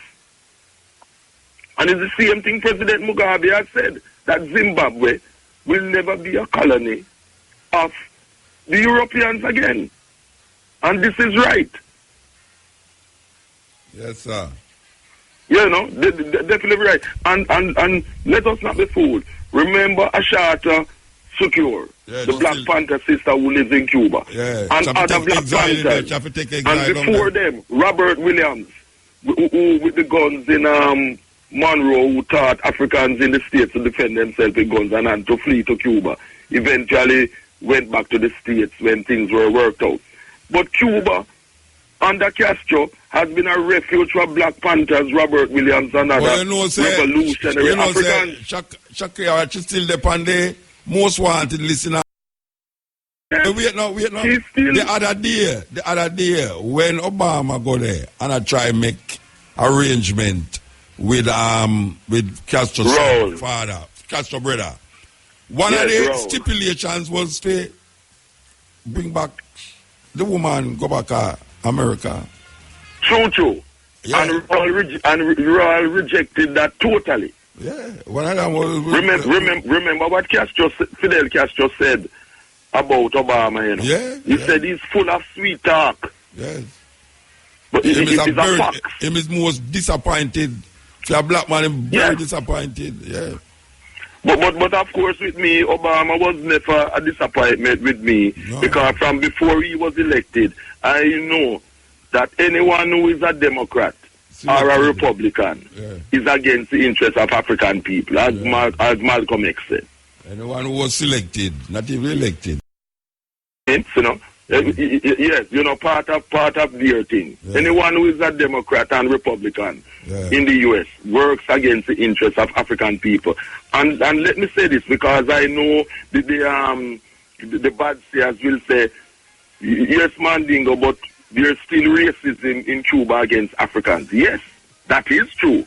But it is not as bad as in former days, before Castro. Racism against Cubans is still there because socialism, communism doesn't deal with the race question, doesn't get rid of racism. But it is much less. Right. It is much less. So while we acknowledge that racism against Cubans is still there, under Castro, we must fight to have it totally eradicated. And the only way to do that is for African people in Cuba and elsewhere to magnify their power as much as possible. And I want to big up Arthur Collins of Double Barrel fame, who was here recently, Ska Festival, alongside Pluto, Shervington, and the man Ken Booth, who were here last weekend in the country park. Yes, so keep on keeping on. And yes, this is the Cutting Edge on RFM. I tell you, different program, don't it? Different program. We want to tell you about our event here, a special screening of the award-winning documentary, The Black Panthers, Vanguard of the Revolution, in commemoration of 50 years since the founding of the Black Panther Party for self-defense. A discussion on issues raised by documentaries to follow the screening. Discussions will include Michael Barnett and Ajumo Nangwaya. Venue, the multifunctional room that's near the main library, University of the West Indies. Time, 6 p.m. Date, Friday the 2nd December 2016. And last week we tell you about some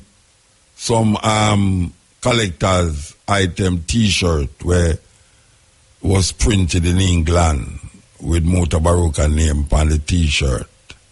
One who is always victorious. Since we mention it, people ask me and I tell them, it's not me I sell it. I do have none selling. I don't have any selling. So please, go up on Amazon and eBay and wherever you know them sell these things. And you will get it. Amazon and eBay. I don't have any selling. You understand? So we want you to know that these are, as we say, them not going to print no more of them. After them done, that is it. So you know, say, down the line, them going to be very valuable. Usually that's how things, when you can say you have it and 10,000 people do have it, and therefore it becomes a collectible, collector's item. So once again, it's not me selling the T-shirt them. You go on Amazon or you go on eBay. That thing the name eBay, seriously, you know say, let me tell you how much Americans know a shop on eBay. It's unbelievable. People don't left them house again. People don't left them at supermarket. You know. You can't go shop at supermarket and don't left your house, you know. Yeah, you can't shop at supermarket and don't left your house. That's the new way. The new way to get your money. Yes, to the last drop, man. May I tell you? May I tell you? Okay. So, we talk about the achievements of Castro in a area of the world where it's not good to be self-reliant. It's not good to be standing up against big people like America. And we hear how much time them try to kill him. Enough time. And they never succeed. One wonder, how is that possible? That all the mafia, them send to go kill him. You know, the mafia was big in Cuba. Yes. All the whole heap, as you hear the bridge in Mandingo just talk about a while ago. All the whole heap, prostitution, gambling, all the things where you know the mafia is responsible for was happening in Cuba before Fidel Castro. And we want to mention again the different things that the revolution brought. It's the only country in the Americas without child malnourishment. Cuba declared international paradise for infants by UNICEF. The lowest child death rate in the Americas. 130,000 medical school graduates since 1961. Student-teacher ratio of 10-1. Eliminated homelessness. Developed 4 vaccines against cancer. 54% of the national budget is used for social. You hear that? 54% of the national budget used for social services. 60% of our budget is used to pay back debt. Best education system in Latin America. One of the best human development indexes and first country to eliminate mother-to-child transmission of HIV. Them think that's some serious accomplishment for the people, them. Serious accomplishment for the people, them. So, me don't know.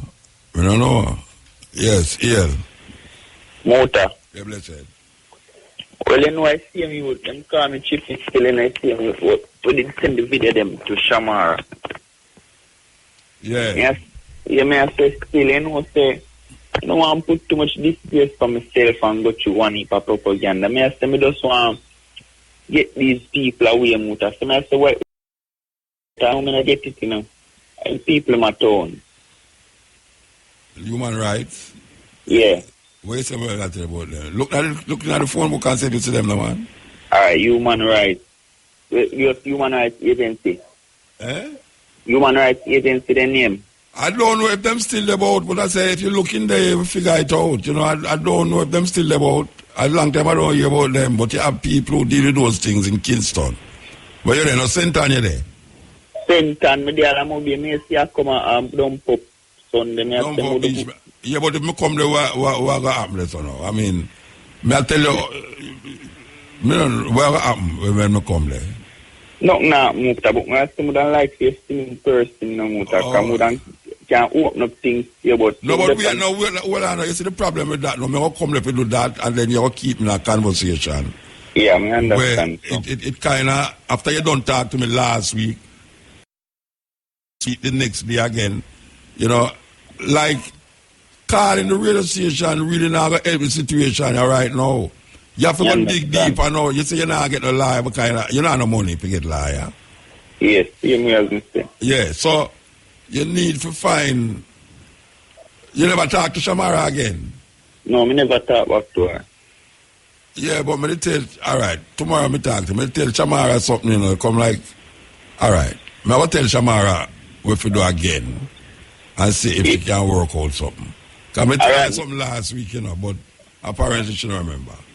So most you listen to our music, them. Which music? Me not get no music. Then me not send them to Shamara tomorrow. But that me show you so me not get no music. Me go see the video where you say to show me. So how would I make you get the music since? You want me to deliver it personally to you? Send the CD, come along RFM and left it. And put my name on it. Put my envelope and put my name on it.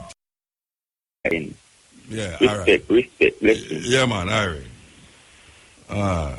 Cutting edge. RFM up on the last lap, you know. But I want to give thanks to me hungry. You know, so when I stop talking about me hungry, people might have wondered how me talk about me. But I don't talk no about me hungry, you know. It's just that at them me eat when me come along here. After them food me eat, raw food. And I have to give them thanks. I have to give Vita thanks. Because I prepare the food. You understand? So I yell Vita. Good youth. We love him.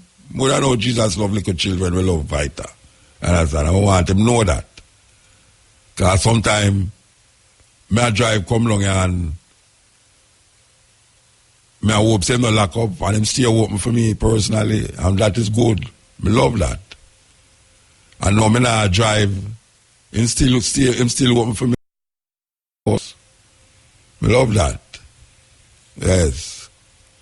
Well, people might have wondered how I say I drive. Well, I carry my shop. I don't simple that. I carry my shop. I crash on my shop. I carry.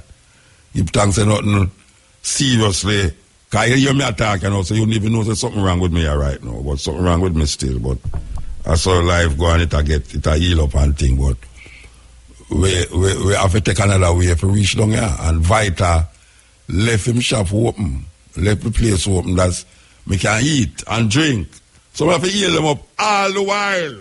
All the while. We not left him out when we heal up. We not left him out. Stepping eraser tomorrow. Well, not tomorrow. Little more. From 2 to 6. 2 to 5:45 really. I tell you the other day I come around and now I tell you. I reference beard with advertisement. I hope I can show a little. Not even, I don't even wash. I want to wash my pocket little. Both advertisements, they made for the program them. If I could have washed my pocket little, it would be very nice. Very nice. Okay. You know, say, do your ears, our mind gear, no, you know, it's very difficult to listen to them tune and enjoy it.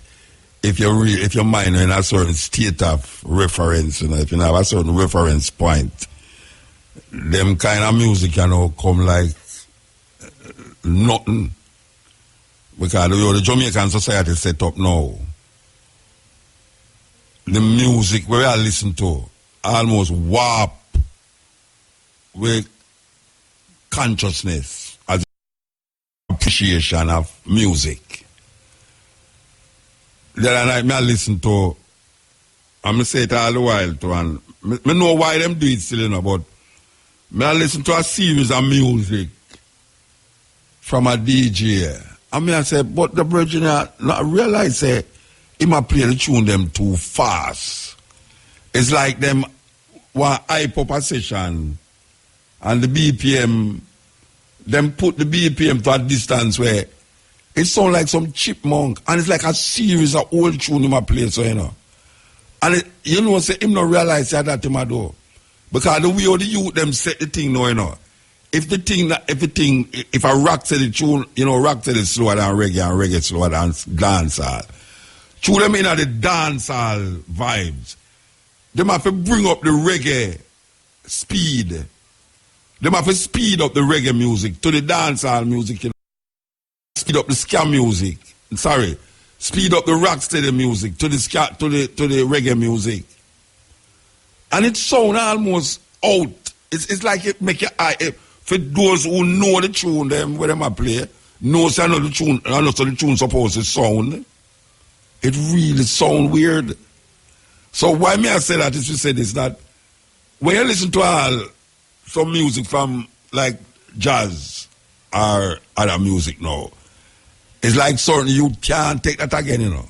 Like how me, you know, me sit down and listen to dancehall music and me select certain dancehall music and play it for my program. And me listen to reggae, and me play reggae, and me listen to ska, rocksteady, and them thing there. You have certain ones where you can't listen again because the capability to listen and to appreciate is warped in the present day circumstance. To music and how people listen to music. We get a warped sense of lack of appreciation for other things. Because now we have to start to invent another way to appreciate the thing by making the thing sound warped. Yeah. Because really, if you are listening to a Bob Marley tune now and can't recognize it as a Bob Marley tune singing only because it's a song where you know Bob Marley sing, why you understand, say, oh, Bob Marley that. But now I hear some youth play some Bob Marley song and it don't sound like it's Bob Marley. I mean, I swear, I listen to a youth play a tune, Bob Marley tune, and I wonder if it's a new version of Bob Marley song.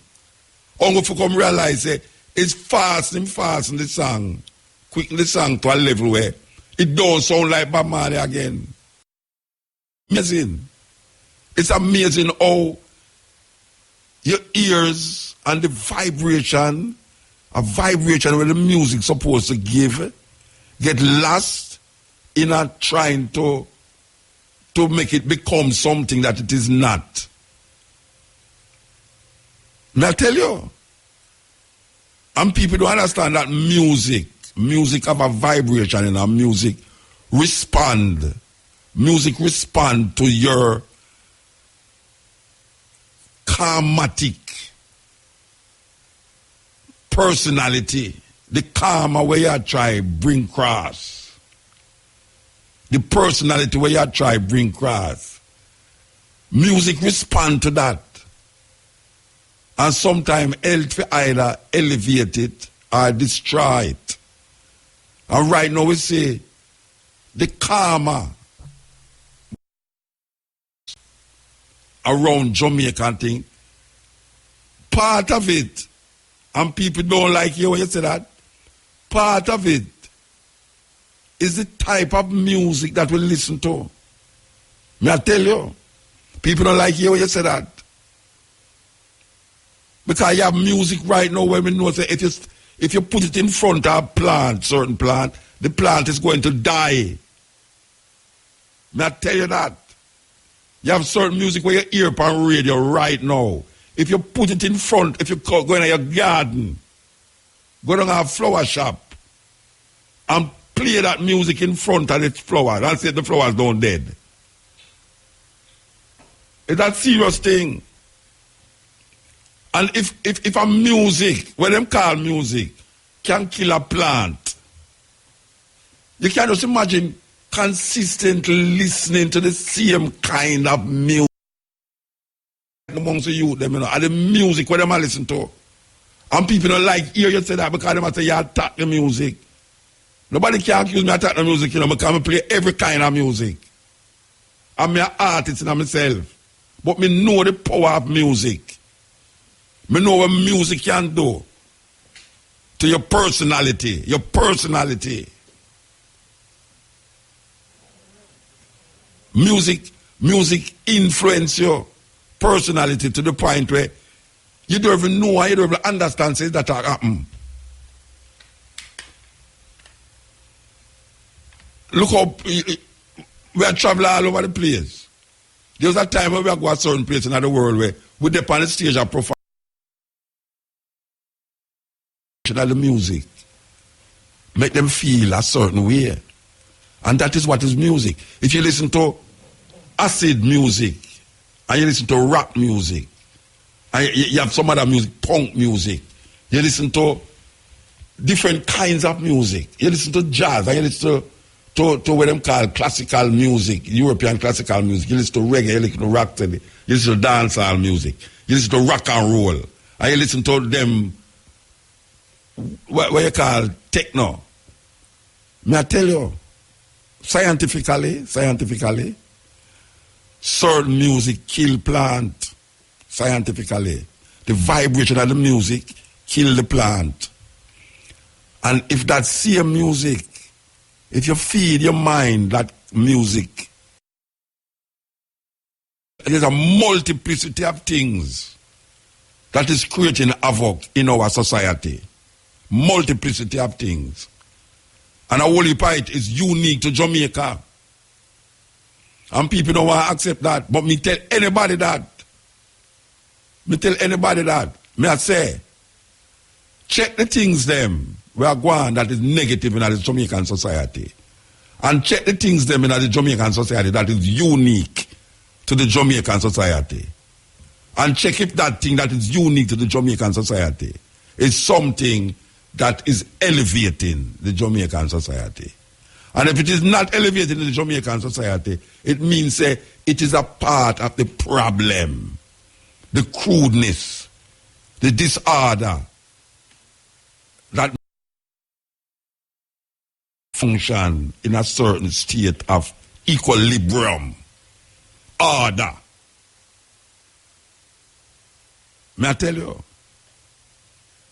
And then you have the other section where the things that is not unique to the Jamaican society that come over way through outside influence. And these outside influence is creating havoc in our personality. And we can check the things them that is not unique to the Jamaican society, but is here and is popular amongst the people.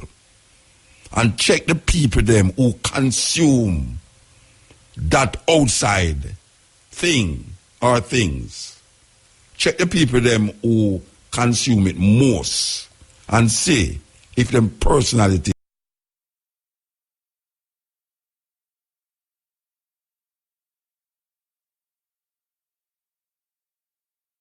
is the things them that is unique to Jamaica, that is not elevating the person or the personality of a person. And two, the things them that is imported into Jamaica, that is creating havoc amongst the majority of people, not the minority, the majority of people, the African people them, who consume it. Both the uniqueness and the imported is consumed by the majority of people.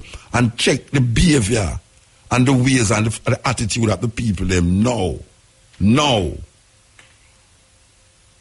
And tell me, say, the things them that we are talking about right now is not part of the problem that confront we, why we can't even appreciate certain things, why we have to move the BPM to a level where you don't even know which artist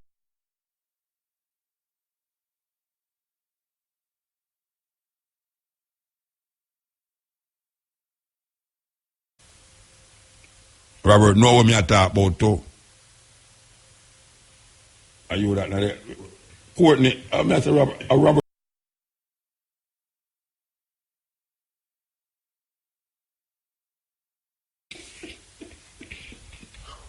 Oh. We have to press my word button. You know, something personal like. I can tell you something. Personal like it. Me no mind a man a hyper dance and push it BPM for a certain level, you know. But it's when me can't really identify the singer, me know there's something wrong. Because if me a play a tune for years, I mean you're a youth to play it now, I mean I can't identify the song, something wrong, you know. Boy, I believe say a man to play it as close as possible to the original song. But them now play it as close. No, me listen to some youth play a session the other night, and me I tell you. No, I hear it all the while. All the while. Me call a brethren down here, so you know. And when I'm a brethren, I'm not call him name, you know. I call him and say, brethren. The tune I play too fast, you know, brethren. You know, see, it sounds like a brand new chipmunk tune. You know,